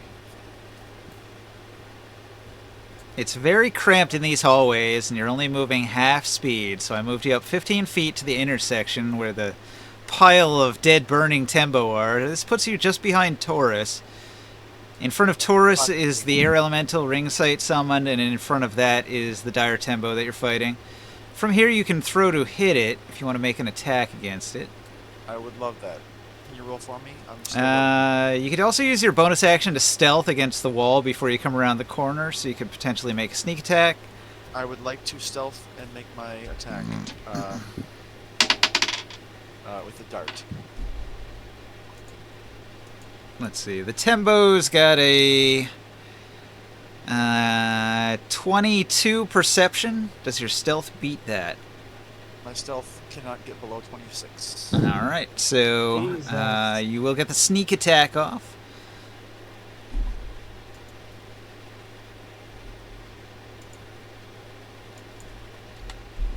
And I just got into the table, and now here I roll.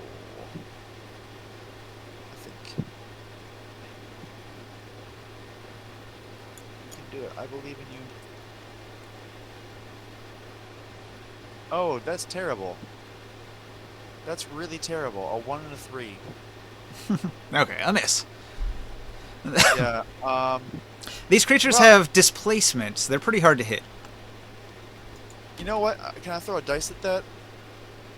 What did I roll? 14?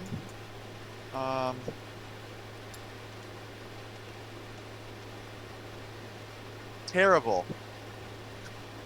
No. No. I throw everything I can into it, and it doesn't make a difference. The tempo dodges to the side. What was your It's one- total?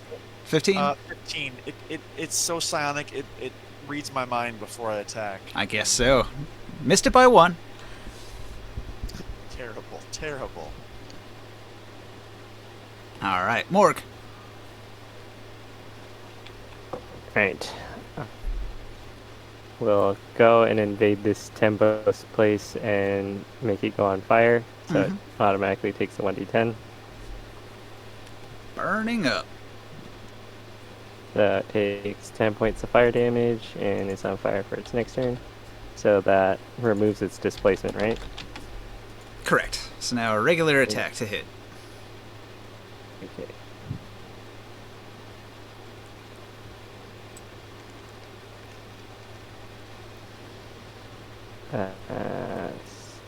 That does not hit. Nah.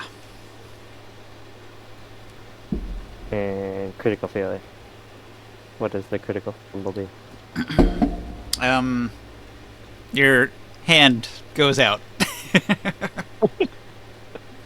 I'm going to move and be inside this dire tembo and Okay. Roll the d10 for him as well. Yeah, and the dark tembo can make an attack of opportunity if it wants to. Yeah, he'll swipe at you. And That's a 19 to hit. I use my reaction. Oh wait, that still hits me if I use my reaction. So it hits me. The dire tembo takes 10 points of fire damage. Okay. You take 8 slashing damage from the claw. Alright. Another 10. You kill it. Yeah.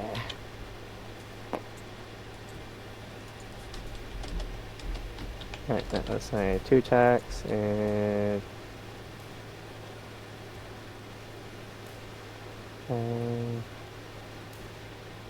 I'll actually continue moving behind this other the air elemental, and I'll look down this hallway. Alright. That's my turn. So then it goes to ring sight, and ring sight, your air elemental can see the last tembo in the hallway. It can easily rush in to attack. You want to make your 2 attacks?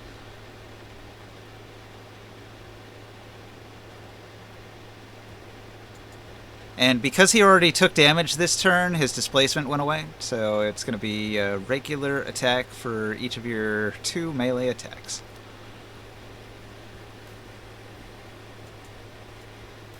Taro. Oh, sorry. Yes. Right.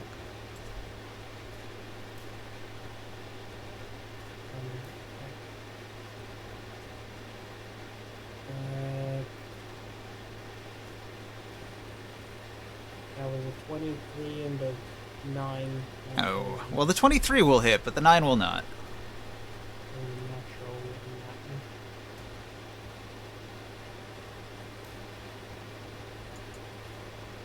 So what's your damage on that smackaroo?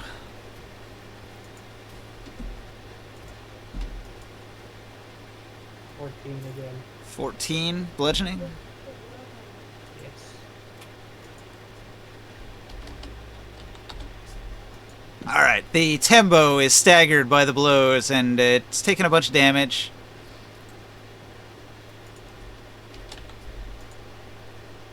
It's in bad shape, but it doesn't go down. It's going to look around. It feels cornered. It's going to attack.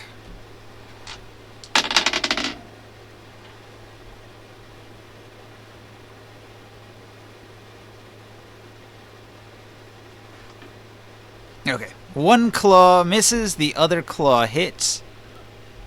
Your air elemental takes 7 damage. Alright. Actually, no. It takes 8 and it reduces to 4. Okay. So your air elemental still has some hit points, but it's about halfway down.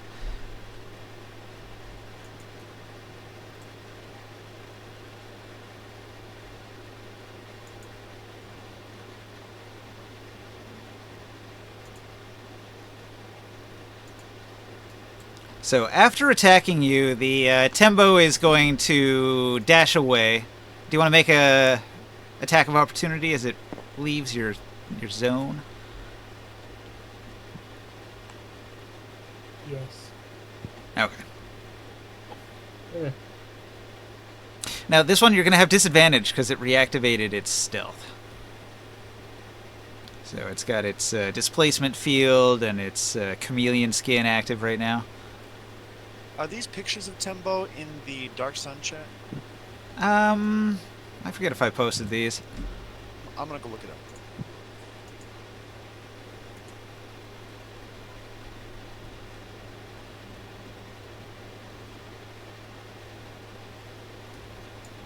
Nah, I did not post them. I could. I'm on it.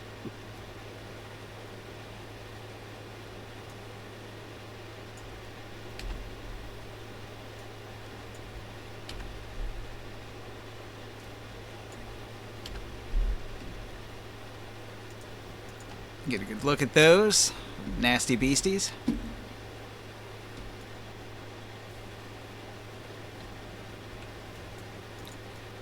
So you can see they're coming in 3 varieties. You got the dark tembo, the light tembo, and then the long dire tembo.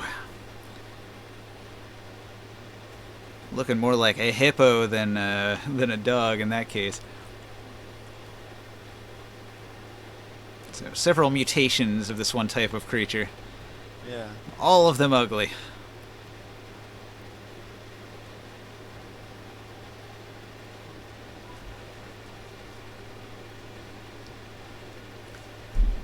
Ringside, did he do another attack roll? I thought I did both of them. So, the creature turns to run. Because all of its friends are dead and it's badly wounded, so you can attack if you want. Oh, Wait. wait. I somehow convinced myself I did that already. Now I'm going to try it again. They can speak. Oh yeah, they're smart. High intelligence, psychic. Surrender and I won't stab you. I got it too. Okay, so it turns to run, it goes around the corner and uses a hide action.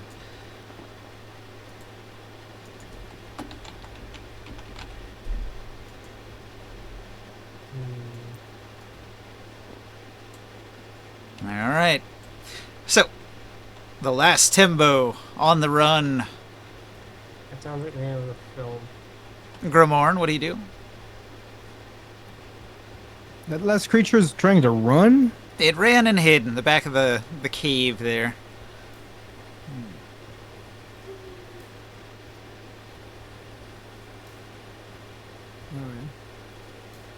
I'm gonna shoot a fireball. Okay, he's only got like 10 hit points, so I'm just gonna say he dies. Perfect. You blew up the Tembo cave, the nest where the Tembo would all hang out and drag all their meals has now been completely incinerated. All the markings of the Tembo have been cleared away. It no longer smells of Tembo here. Perfect. Oh, I killed your fire elemental. Oh, your air elemental by accident. Yeah. Kaboom. I noticed after, so I did actually fucking kill it. Sorry, Ringside.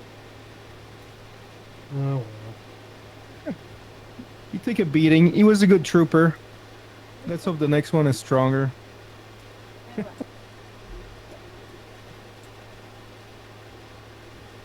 Can you cast one like in this day? Are you able to cast a new one today? Can you clarify the question? Can you recast your air elemental today? I believe so. I don't remember there being a limitation on that.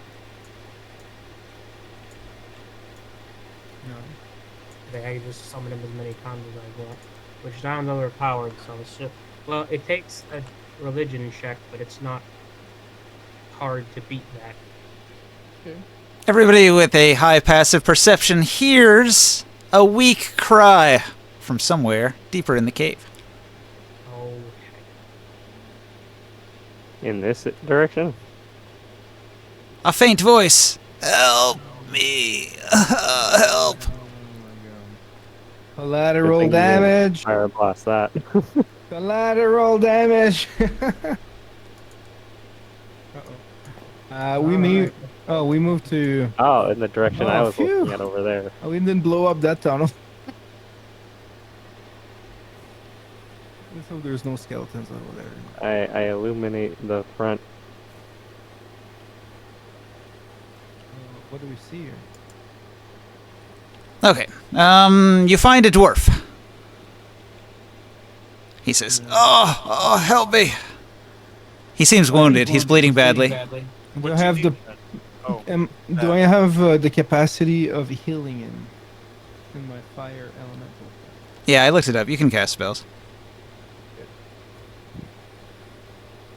I'm gonna fire him to help.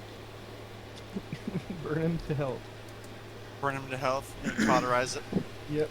That's one interesting power you have there. All right. After the initial shock and pain, he is astonished to be healed by your healing magics. He'll introduce himself as Durden, one of the miners, dwarven miner. Many of the ones you saw were human, but this one is a dwarf. He's going to tell you that, they almost got me. I used a couple of powers. I staunched the bleeding using my psionics, and I used a feigned death. They thought I was dead. They ate the others, but they hadn't gotten around to me yet. I would have been done for had you not come along and rescued me. I rolled something. Glad to Oh, help. there. You got 32 back.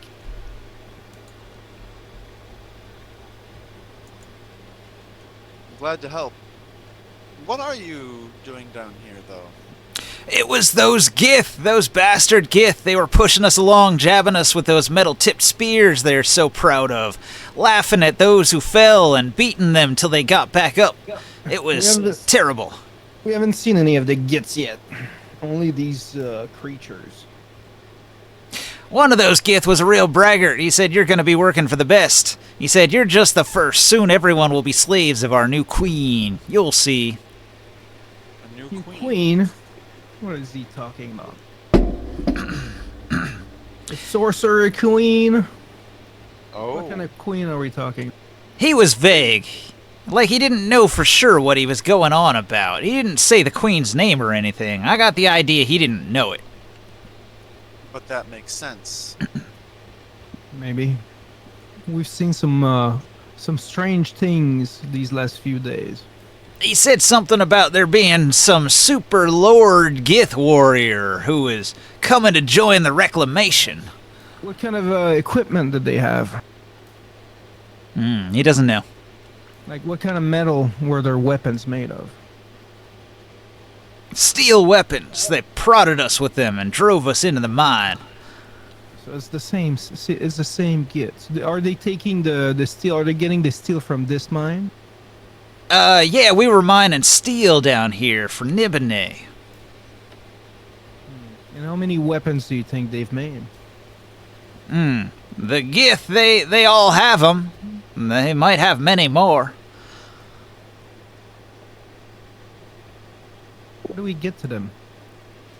You gotta go deeper into the mine. It was in the lowest depths of the mine, the furthest in that we had gone. We broke through into some structure, an ancient ruin of some kind.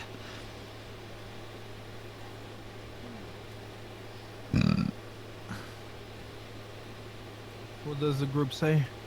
I volunteer my services to help you. By earth and stone, I'll smash their heads with my bare hands. If you won't lend me a weapon, I don't know what I'll do. They've got my buddy Tormar. I'm going in after him. You can just hide. That's all. He seems pretty intent on joining the fight to rescue his friend Tormar. Do we have any? We'll give him one of those steel spear. Okay. You bring one of the steel spears down from outside. And is there any armor that we picked up that he could wear? The Gith wear Gith armor made of an animal shell, and it doesn't fit on a human being. Or a dwarf, for that matter. Yeah, we don't have dwarf gear. No. Sorry, man. We only have a spear for you. Will that do? That's more than enough. Thank you very much. It's a sharp weapon, so don't cut yourself. As long as it's a simple weapon, I can use it. I healed him back for 32. It's actually not a simple weapon. It's a martial weapon, so he'll have disadvantage. Spears are not simple? Well, the thing is, it's a long spear. It's actually like a war spear, not just like a little hand spear that you could easily use. Yeah, it's like a two-handed weapon. What's that Chinese general that uses the spear? Yeah. That's one of those Have big you, long spears. Um, have you watched the anime Kingdom? Lu Bu, is that the guy? Oh, yeah. Yeah. He has that big ass. The guy with those little swords on his back, and he used that long spear like he's one of the other generals. Anyways. Yeah, Ma, you can follow us. Just stay safe. If you stay close to me, you won't catch on fire. And I'm a fire elemental just talking to him right now. I don't know. He's always reacting to that. And the same thing for Morg. Like we're both cornering him. I mean, it's a strange occurrence, but you did heal him, so he sees you as friendly. Yeah. And we're talking like oh, by the like I'll tell him like by the way, we have different forms normally. I'm sure you do. What are you, a cleric of fire? That's amazing. Yeah. And he's, you're a southern dwarf. You're amazing. I know. I know. I've been That's trying what not to say anything. I had to let it slip. I was gonna say something earlier. Well, he's like an old prospector. That's what I'm going Yeah. for. I like it. I like Okay. it. I like it. I don't mind at all. But I'm thinking that who he's referring to is the His Oba buddy? of Gulg. No, the new queen of the No, I don't believe that. No. No. She doesn't deal with creatures like this. Really? I They'll don't know. they'll deal with anyone that gives them power. Well, we'll have to be careful, but you know, I wouldn't mind fighting her. We Right. have- I we mean, have- I see no problems moving forward. yeah, we can, you know, deal with her. Hey, little question: can I heal myself as this shape, ninja? Like, You I can don't- cast healing spells, so sure. Alright, so I'll heal myself as well.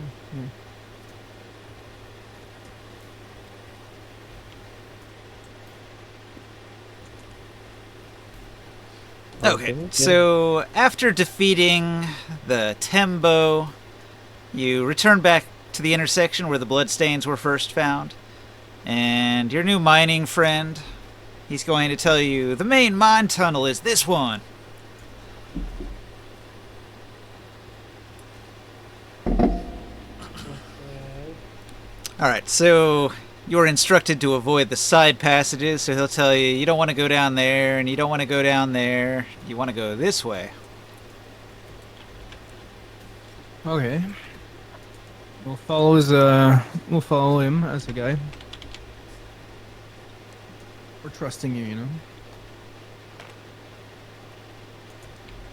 Is there more miners that wants to fight with us? That you think that might still be alive?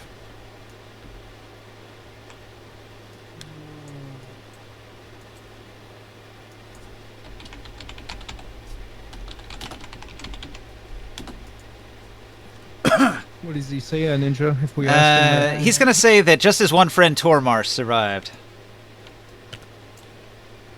how many of you was there before?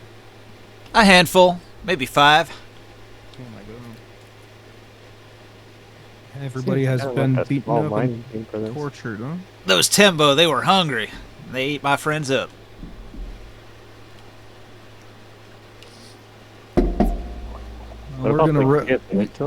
We're gonna revenge your friends. Don't worry.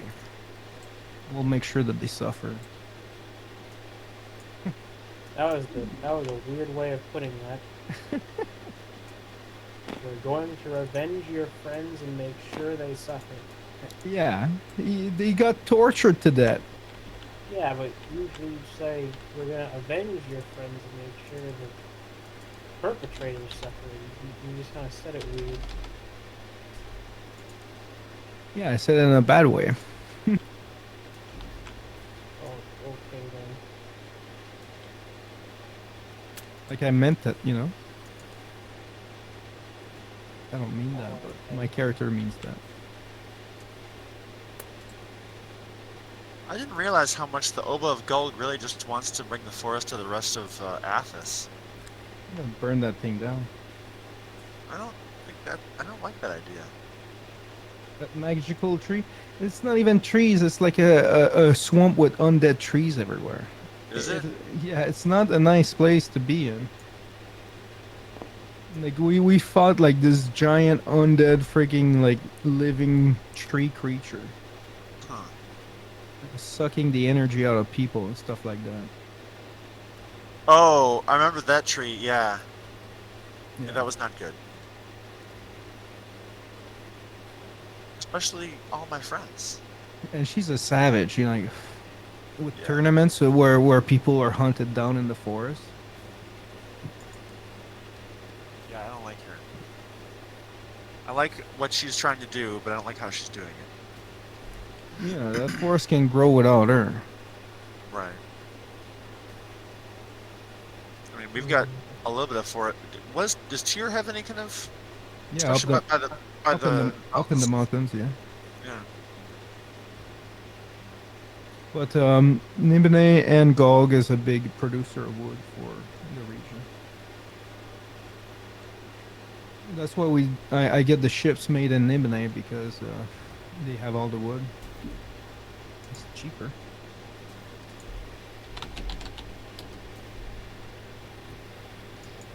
I think I like this model the way it is. Sorry for the wait. I'm looking for something here. Do we know that Nibene has family? No, He has several wives. Yeah. Could say that in a way. I should probably be going through the Dark Sun wiki. Probably not. Okay, I'm gonna stop here.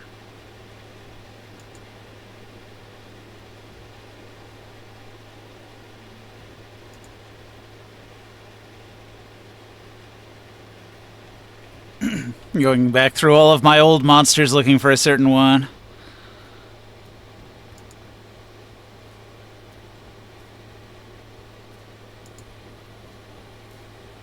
I was kind of busy today. I didn't have a lot of time to prep, so I didn't prep this one in advance.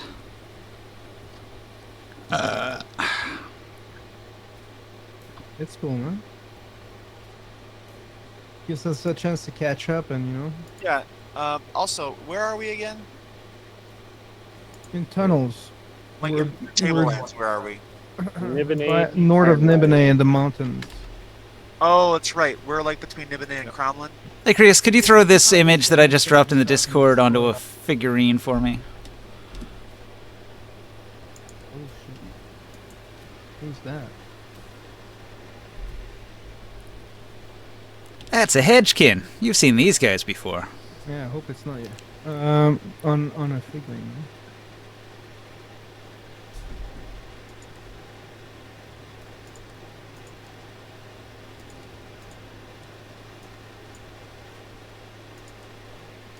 Oh, you got it already? I spawned another one.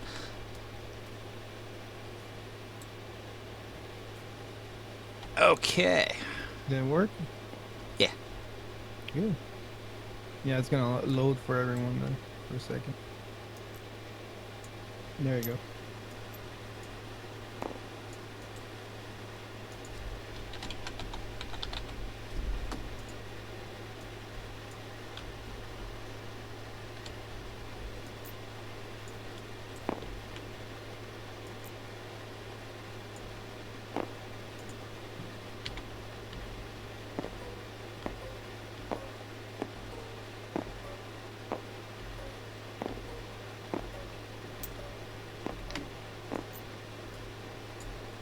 Okay, so the party is making their way through the main tunnel, and you're working your way down. You find another side tunnel.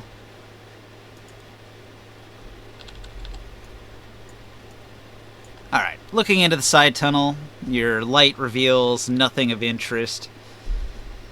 You can see that the path continues this way. There's another side tunnel, but Durden the dwarf will tell you, no, you don't want to go that way. That's a dead end over there. That just goes to a seam of ore. Don't worry about that. No, check the Towards sewer where? To the Um, right, there's just a dead end. We don't want to go that way. We want to keep going down this main tunnel I straight wanna, ahead. I wanna send a mental note, like message to Orin and Taurus and say, hey, maybe you guys should go and take a look at what's in there. Like if he's saying that there's nothing, there might I'm actually. quick. I could probably just go quietly Yeah. investigate that. Okay.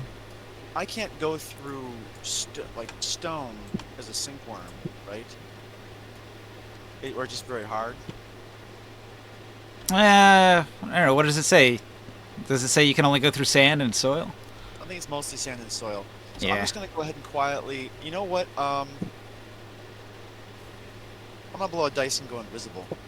Okay. And I have some blind sense. Only allowed to 10 feet, but hopefully I can work out what's going on in there. Okay. Once we get far enough away from the party, I might light up my hooded lantern.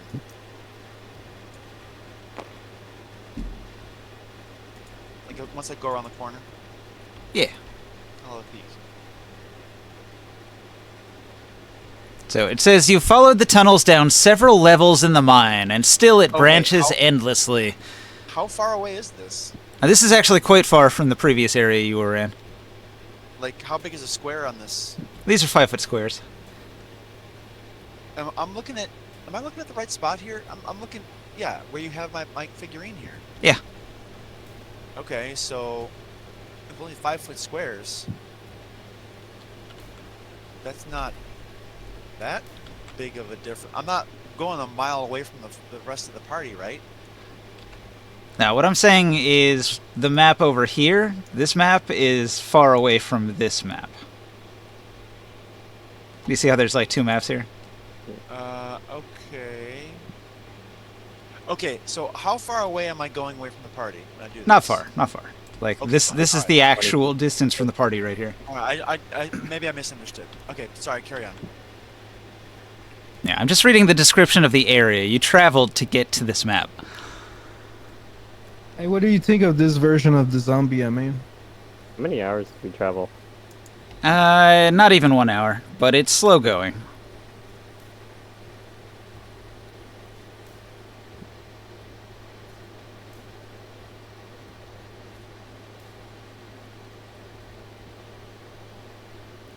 Do you even have like a light source with you? Or I said, yeah, I do. The hooded lantern I have. okay. take a look at this on Discord. The last one, the last image I put on. Like the. You updated the fire zombie. Yeah.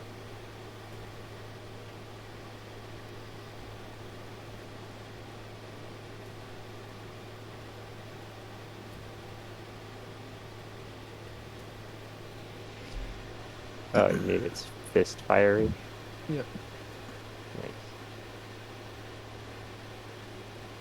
Made his eyes glow.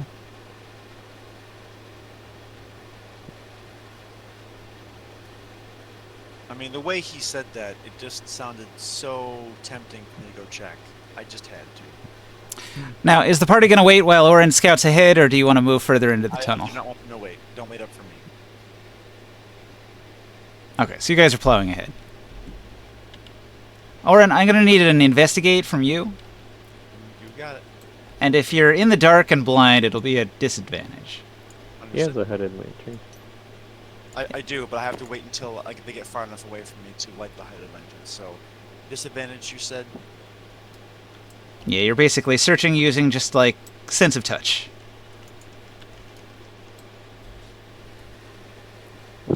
Seven and a 7. Okay. Either way, the minimum roll is 17. So, it seems like you found some rocks, but in the dark you can't see if they're valuable or not. And you found a tool of some sort. Maybe like a rock chisel. Actually, a 20 is the minimum roll. Okay. Okay. Tools and rocks is all you Tools and find. rocks. Okay. Once really just the dwarf, I think is far enough away. I'm gonna open the hooded lantern enough so that I can get a, it's hooded, obviously, so I can shine the beam in a way that is not, that's ahead. You know what I'm saying? You know how hooded lanterns work. Okay. You can see some of these rocks are shiny and reflective. It looks like ore, iron ore. There's Okay. 4 of them that are clearly iron, that are just separate, laying around, that you could grab if you want to grab 4 pounds of iron. Not for iron ore. We got that over in tier.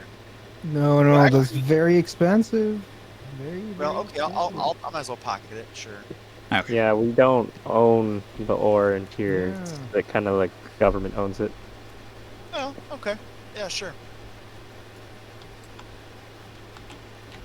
Besides, this is ore that's already mined out, and Yeah. it's yeah. That is worth a lot.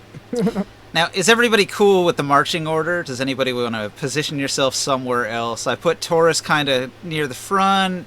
Durden, the dwarf, is leading the way because he knows. I'll be behind Taurus.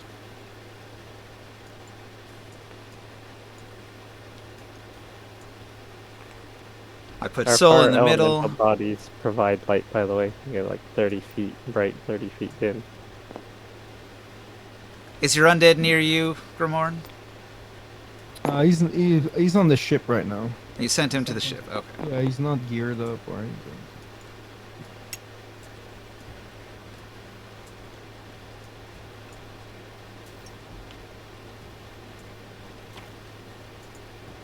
Okay.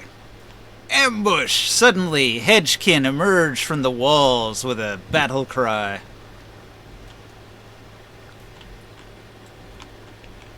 Are these the things that that took over our iron mine a long time ago? They are. This is like one of the first enemies you ever fought. This is kind of like in Final Fantasy 1 when you first fight Garland, and then you're like level 1, and then you fight him again, and it's the end game. It's kind of hilarious. See how far you've come. I'm guessing Hedgekin at this point are we breathe and they explode. Hedgekin are CR 1/8. Right. Interesting. You're not gonna play this battle out, are you? Okay, so the Hedgekin, they launch out, and they make a whole bunch of attacks, and their puny little weapons ping off your powerful magical armor, and harmlessly does nothing. Zoom in on them. They look like goblins. Yeah, and they're catching on fire when they're trying to attack us. I'm gonna walk over to one of them. You Hello. could just move. You could just use your 60 feet of movement and burn all of them one time they Yeah. die. There you go. I'm just gonna walk up to one of them. What you need to do And say is narrate the scene. Yes. You want me? Do you guys want me to burn them? No. Oh no, hold on, I want to talk to one of them. Ringside has the floor. Okay. You got 10 seconds. Hello there. Reactionary fireball. Okay, you try to contact the Hedgekin. What are you While he's doing? attacking you. He said, "What are you doing?" We attack! You defile the rocks of our home! Oh, I'm sorry. Can we undefile them? You with Gith! You with miners! You bad! You hurt the rock! Oh well, those are two different people. We're here to stab the Gith. We fight the Gith! We fight the miners! The miners hurt the rock! The Gith hurt the rock! Okay, is there a way that the miners can get the stuff they want without hurting the rock? The rock is sacred! The miners Okay. no respect the rock! Okay, how do you respect the rock, please? Miners cannot do what Hedgekin do. Hedgekin move through rock without injuring the rock. They literally phase through stone. Humans can't do that. Yeah, I'm gonna guess they can't teach them how to do that. No. Okay. and It's they good. Too bad I'm harvest not- the too bad I'm ores. not there. Oh my gosh! I thought only I was there now. Oh, you're not too You far. just- You're just down the hallway. They I'm only not part of want this conversation. specific Am I? kinds of rocks. This in is here. happening psionically in their heads. Could you just bring us those rocks, and then they'll leave the other ones alone? Well, the iron rocks are precious as well. They would take the iron, they would turn it into defiled objects of war. You mean like weapons? Yes, terrible weapons. Okay, what if they brought you some different rocks? What are you Trading suggesting? rock. A rock Trading rock. exchange? Yes. I got pretty rocks. We have gems. Give them those rocks and they'll give you some replacement rocks. Yeah, I don't think they're too receptive to that. Remarn, diplomacy has failed. Reactionary fireball. Wait, no, it just floundered a bit. I'm gonna Hold turn on. this room into a That's furnace. pretty interesting. This- That was pretty interesting, actually. Listen, I don't want to hurt you guys, but the people around me are not as patient. Can I make one I- suggestion? What is it? That we give them peace. In return, we keep the rocks for getting rid of what has been taking over the mine, and if they're not happy with that, they can burn to death. I will quietly propose the offer. Well, they're frightened of how powerful you are, so they will retreat into the rocks. Wait, come back. I'm not done. Dude. I'm gonna ask Durden if these hedgekin regularly pester him and the other miners while they're doing their work, and if we should get rid of them. They're a nuisance, nothing more. We drive them off whenever they cause us trouble. They're not as dangerous as a Tembo. Okay, well if they're no real threat to you, then we don't need to exterminate them then. Hey, come back here. I wasn't done talking to you. Well, you're still contacting the mind of the hedgekin that's in charge of this group. They will explain to you that they are a preserver and that they care the most about the precious earths of the precious rocks of the earth and the stones and the perfection of the crystalline structures, and they cannot be defiled. They are holy. They are sacred.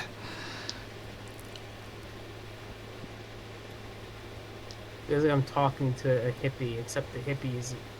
I'm talking to rock hippies. This is difficult. That kinda They're makes sense. very primitive, fairly low intelligence creatures.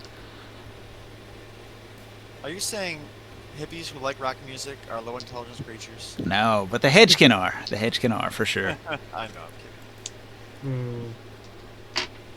Okay. Listen, we got what we want, and they survive. Yeah, but they're just gonna keep being little That's trolls, actually pretty right? good. I wanted to talk to these guys for a while, actually.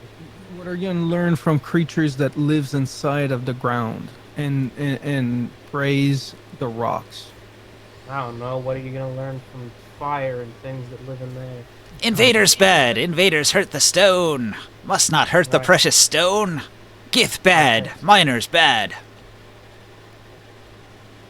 Okay, listen. There must be a compromise available here.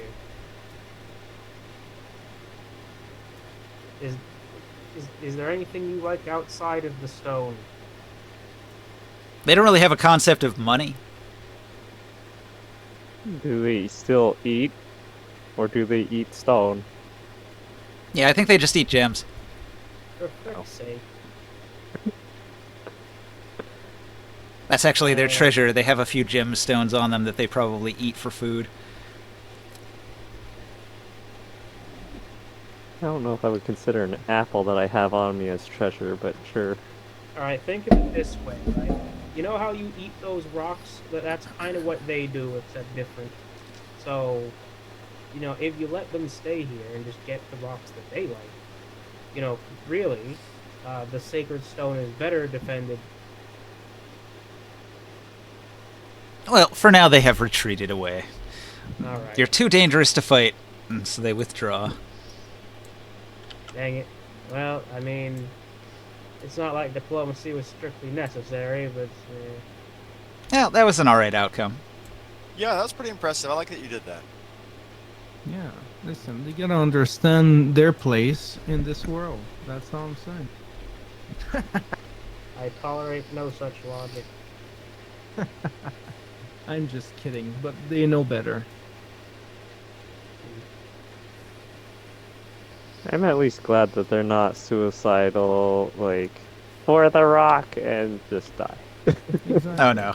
After their initial attack did almost nothing to you, they immediately were like, let's get the hell out of here. For the Rock Emperor. They're smart enough to have self-preservation self-preservation instincts. Yeah.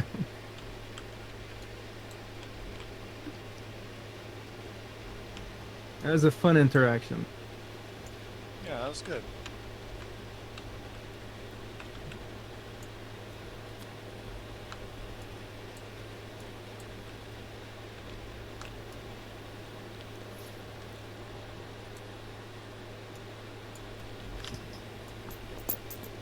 Anything with me? Nah, you found a few stones.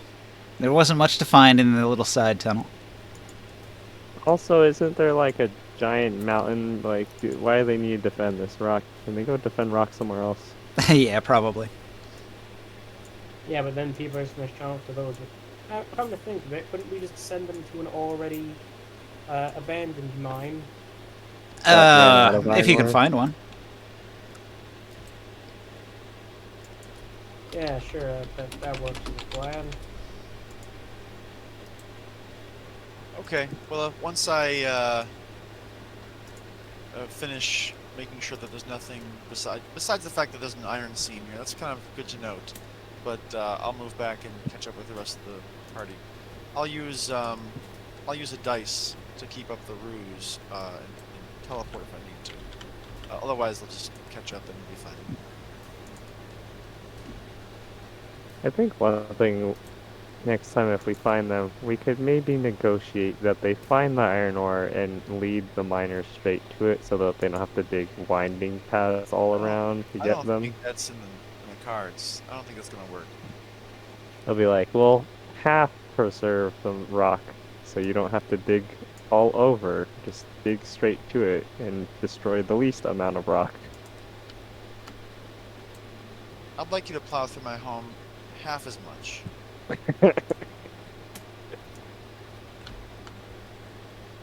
Yeah, I guess the equivalent of Like, this we're would- gonna plow through it regardless. Would you like us to do the least amount of damage? like a bunch of people like came through your house and like, yeah, we just need Right. bits of the wall, not specific. Well, okay, well, Alright, well, very we're gonna. specific bits. We need to take your furniture, but we're saving most of your house. I mean, it's technically not theirs. It's just the environment. It doesn't belong to anyone, man. What claim do they have on it over anyone else? I mean, by that logic, what claim do you have to that bit of environment that you took and put in a big hot machine, In a hut machine? forge? Oh. Well, we're working to go dig it. You're just, like, staying there. Oh, well, you see, you're just sitting on that couch. We're gonna go do productive things with it. Yes. Precisely. I don't know. We have a druid. You could just, well, I mean, we technically have a druid. We need to get him to just earth over it. Put some earth back. I could mend Earth. Or, well, it's not mend Earth. It's it just moves it.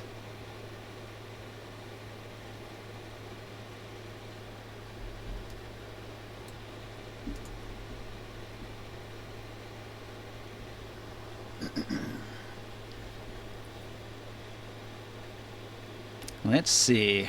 Alright. You seem to have found something quite interesting. According to the miners' directions, you must be nearing the breach into the Gith nest. The miners could only tell you about the general area of the breach because the ones who actually broke through the wall were slain. But a few old blood splatters on the wall confirm that this is the place. Ahead the tunnel breaches several times, and it looks like you'll have to search them to find the breach. Okay, so you search around and eventually find this gap here.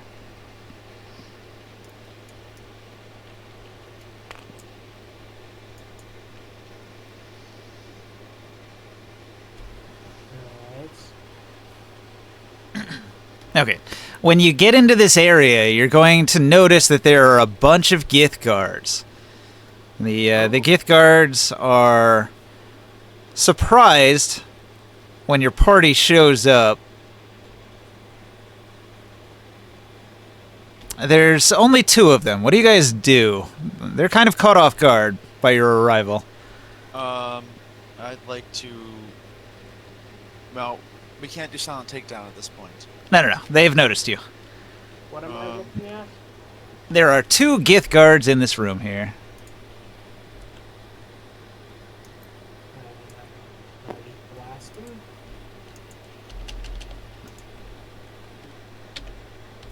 What, you want to blast them? With my immediate instinct, you know what?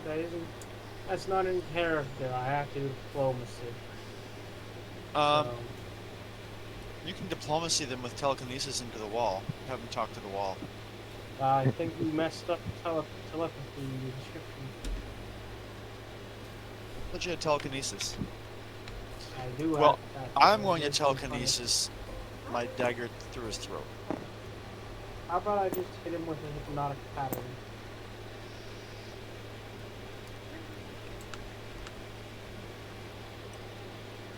Alright, Taurus goes first. What's the DC on your hypnotic pattern?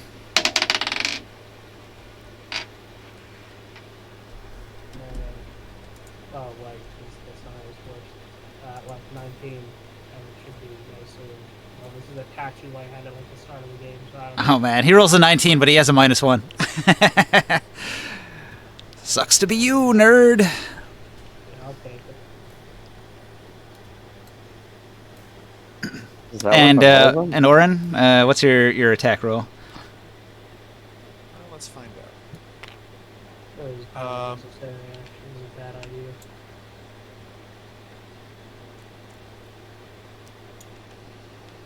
Yeah, does that spell affect all of them or just one? Everyone, a 30-foot cube, Oh, right. Every- which would include Orin if you wait. If you Yeah, go in that's there, fine. you're gonna get what?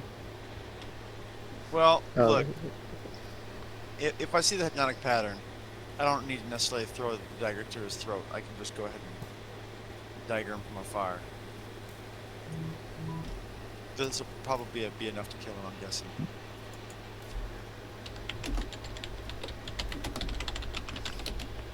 Let me look up hypnotic pattern for a second. Okay.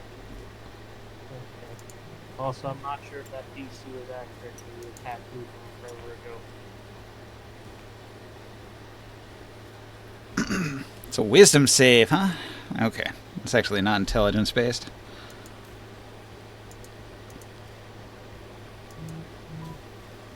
Okay, so he does make the save. Alright, never mind.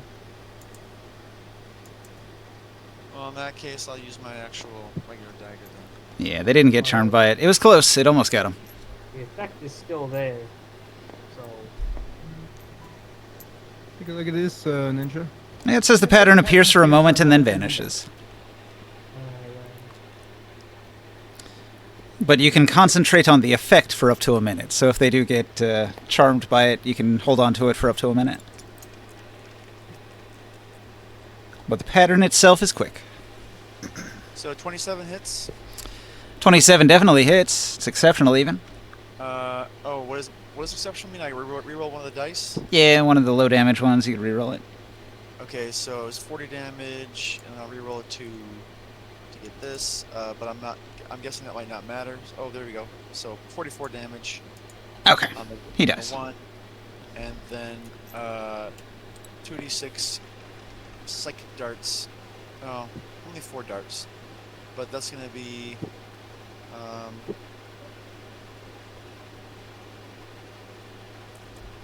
this amount of psychic damage to him. The other guy. 12. Okay. He lets out a shriek. The door pops open over here, and there are several other Gith who are surprised to see a couple of their comrades being killed in the hallway. I don't think we're gonna jump the gun on this Seems to be a guard station of some kind in the hallway there.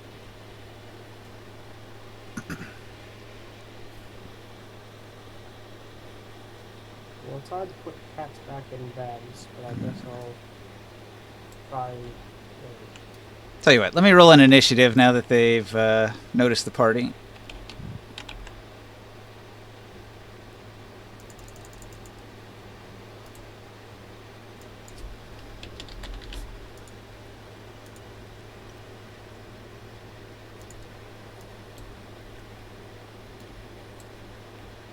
Okay, so that was sort of like a surprise round on those couple of guards, and then in the actual initiative, Ringsight, you're actually first. Do you want to do something? Take us to your leader You tell the Gith, take us to your leader, huh? without stabbing us, preferably.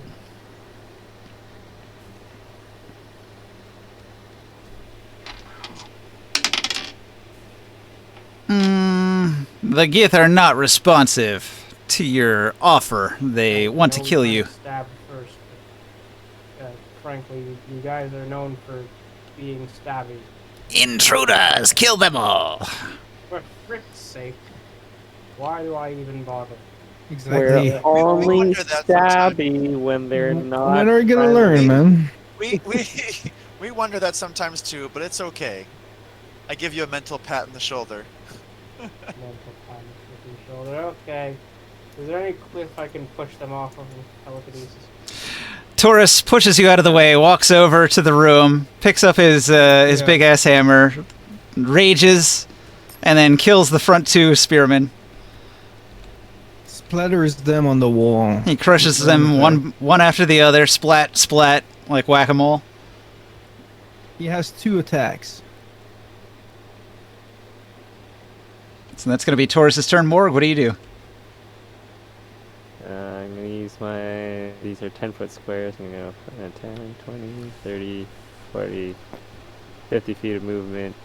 And use my whole large size to envelop the whole room and do 10 damage to both of them. Should I just roll it for both simultaneously? Sure. I think Taurus is going to take the damage too because he had to walk through him. I can squeeze through the one in space.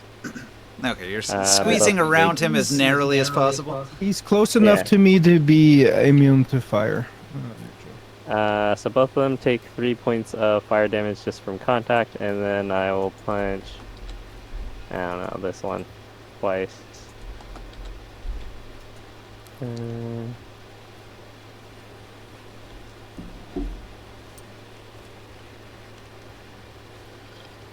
Uh, 15 and 23.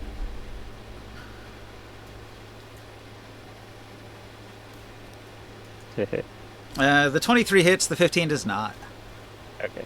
So that's 2d6 plus 3.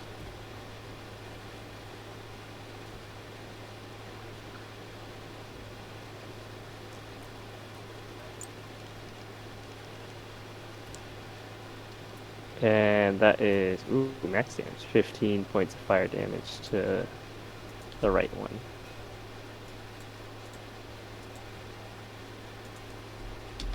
And I will use my remaining 20 feet of movement to exit the room. Okay. I don't know if they'll take any attacks of opportunity on me, but I do.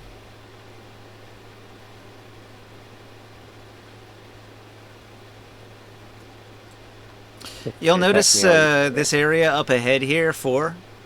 The passageway comes to an abrupt end, and the ceiling rises to 20 feet above the floor. The lower northern passageway connects to the upper southern passageway through a hole breach in the upper passageway that appears as a hole near the ceiling of the lower passageway. I need to listen to that again.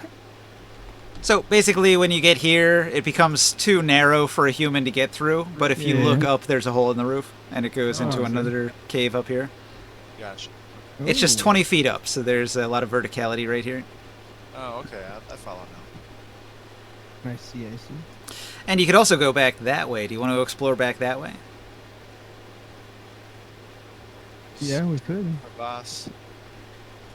I just went to the hallway to see if there'd be more reinforcements down the hallway. Okay. I'm more about that's my trying to fear. find sneaky little holes. So this sneaky little Mhm. hole I need to find. Yeah, find a sneaky little hole. I like that. Okay, so let's see. It was the Gith's turn. These two Gith are gonna lash out at Taurus. Wait, there's still Gith here? Oh, I'm sorry. Yeah, there's two in the little office place. Yeah, but they're No, they're yes. being taken care Yes. of. Have you seen my stapler? Okay, Taurus takes 1 damage because he's raging.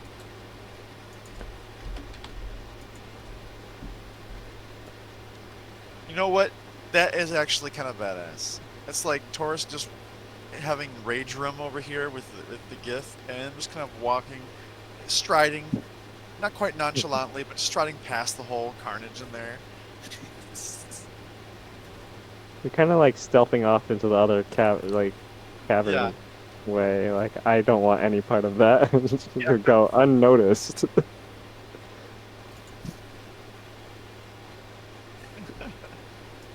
Okay, Soul is going to... he's going to... Do I have Soul here? Where's Soul at?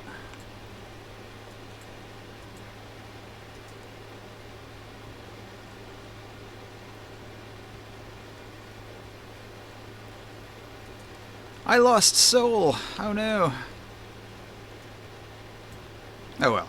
He sings a little song. He's going to give Bardic Inspiration to... let's see. He's going to give it to... Morg. You are inspired. Okay. He winks at you and says, "That's hot, baby." I'm gonna cook him. It's just, Oren, what do you do? I would like to. So I am up here. The Gith are pretty much taken care of at this point, right? Well, there's one with 18 damage, one with only 3. They're both on fire, I think. They're trapped in their guard room, faced off against Taurus. They stand no chance.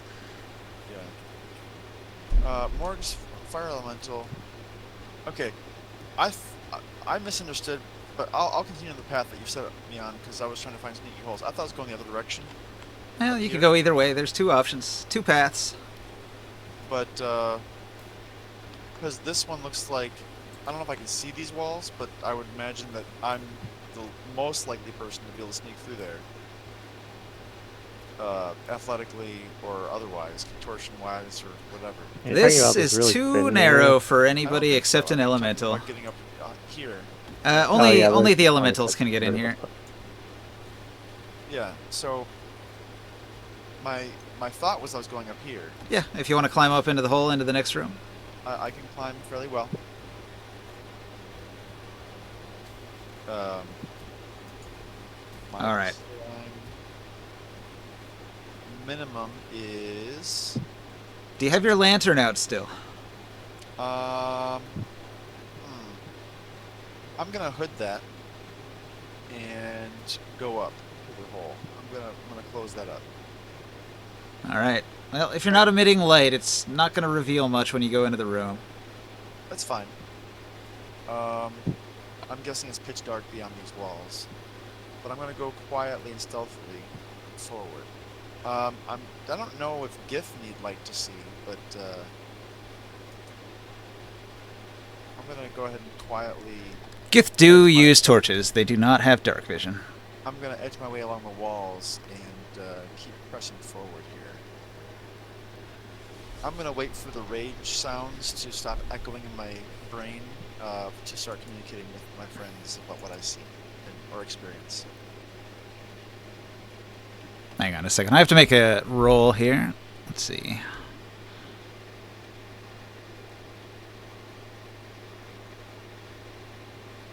What kind of roll am I making? D8?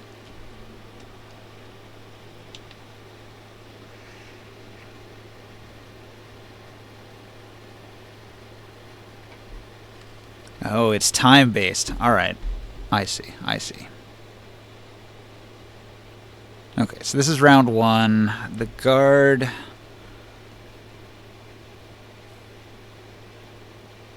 All right, there's a guard here. He's not yet been alerted. Him. Where? Okay. All right, so you come up here and you become aware, even though it's dark, there's a Gith spearman sleeping against the wall by 6. Okay. I can probably hear him. I can't see him yet because he doesn't have any light source on yet. He's sleeping in the dark.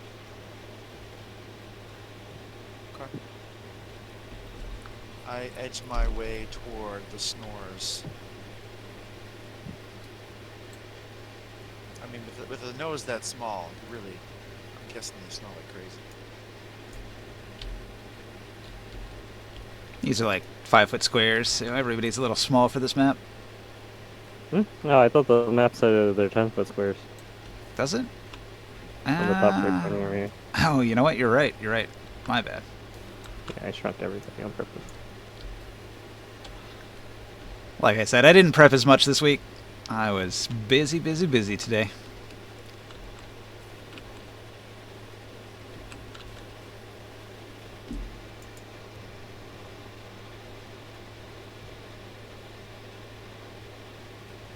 This room's got fire pebbles in it.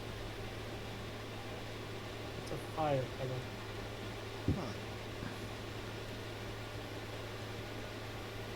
I think it's something that I imagined when I was a kid. Like, could you can imagine something that was just like the most hot thing ever, and it would just burn and melt through everything, like a little speck of the hottest thing ever.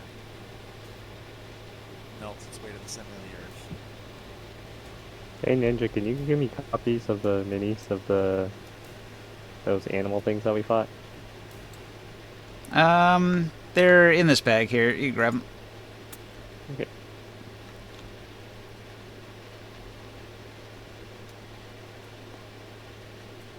Is it my turn?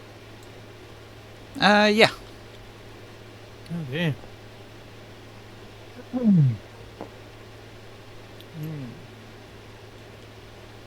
I see these two in there. Okay, I'm done with them. Oh. So you just- look past Taurus, you see the two scared guards in the room there. One of them looks like he's reaching for a horn. What kind of oh shoot, fireball. He's just gonna blow the room up. What kind of horn is that? An alarm horn. Yeah. I better explode them. That could definitely cause some trouble if a big loud alarm horn is blared. A big loud fireball is flared. Well, fireball's pretty loud too, that's true. That wouldn't be the first one.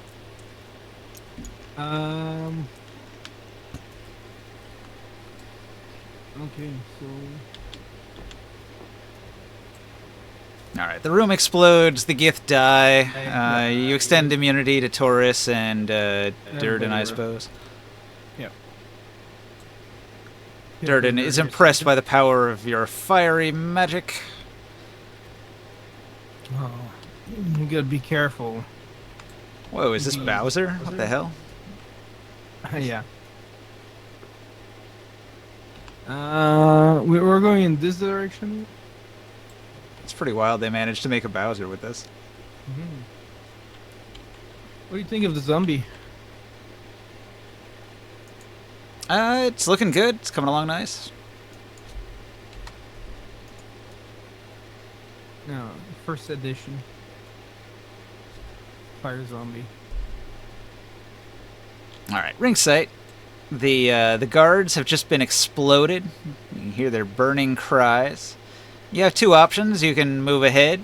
Everybody seems to be moving towards 4, or you can go back down this other passage towards 2.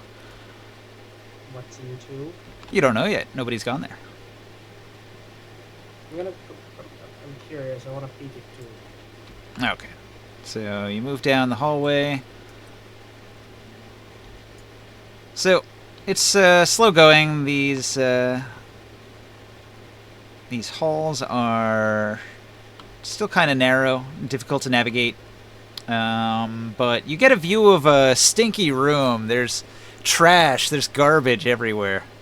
A vast garbage pile sort of going down a sloped floor into a deep crevasse that seems to go maybe like a mile down, and they've just been pouring their garbage in there. Probably smells like shit. Oh yeah, it's nasty. The closer you get, the worse it smells. The Gith trash heap is over there. That's unfortunate. Anything else in there? Nothing that you can see without investigation. Maybe people threw out some good treasure. You know, one man's trash is another man's treasure. Go dumpster diving. Okay,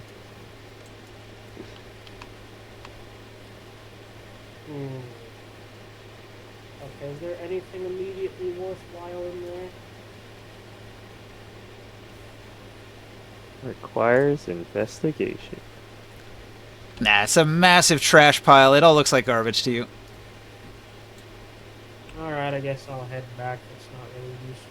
Reeking, rotten garbage, refuse, disgusting piles of feces and old bones with rotten meat on them, maggots, nasty stuff. Well, you know what? I might as well bother. Detect thoughts beam. Yeah, there's no thoughts in there. Some bugs, maybe. Oh well, moving. Taurus rushes into the room. He flies up and past Orin and roars in the face of the Gith guardman, who is shocked awake by a roaring tiny half-giant. I thought it was hard to get up there. He can fly. Yeah, that's Morg, what do you do?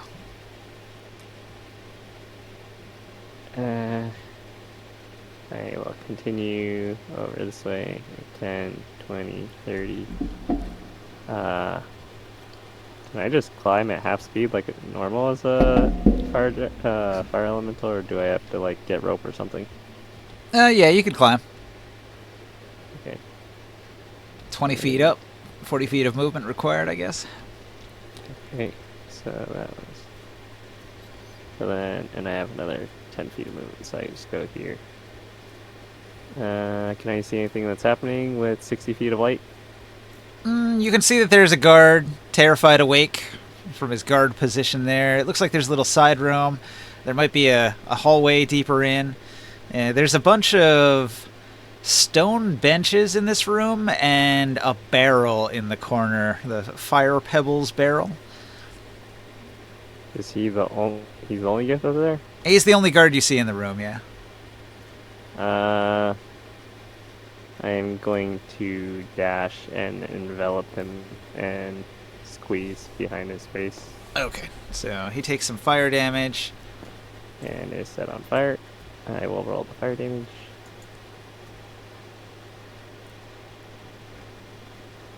He takes 10 points of fire damage. Max damage. Almost kills him. He screams in pain as he's burning. I feel like we should call it there. It is 11:58. It'll give me some time to prepare what is deeper into the Gith lair here. You've actually arrived at the lair of the Gith, where they've all come from. Ooh. It all led to this, and the queen of the Gith is down here from what they've reported. Oh yeah? Oh. So we're pretty close. Yeah.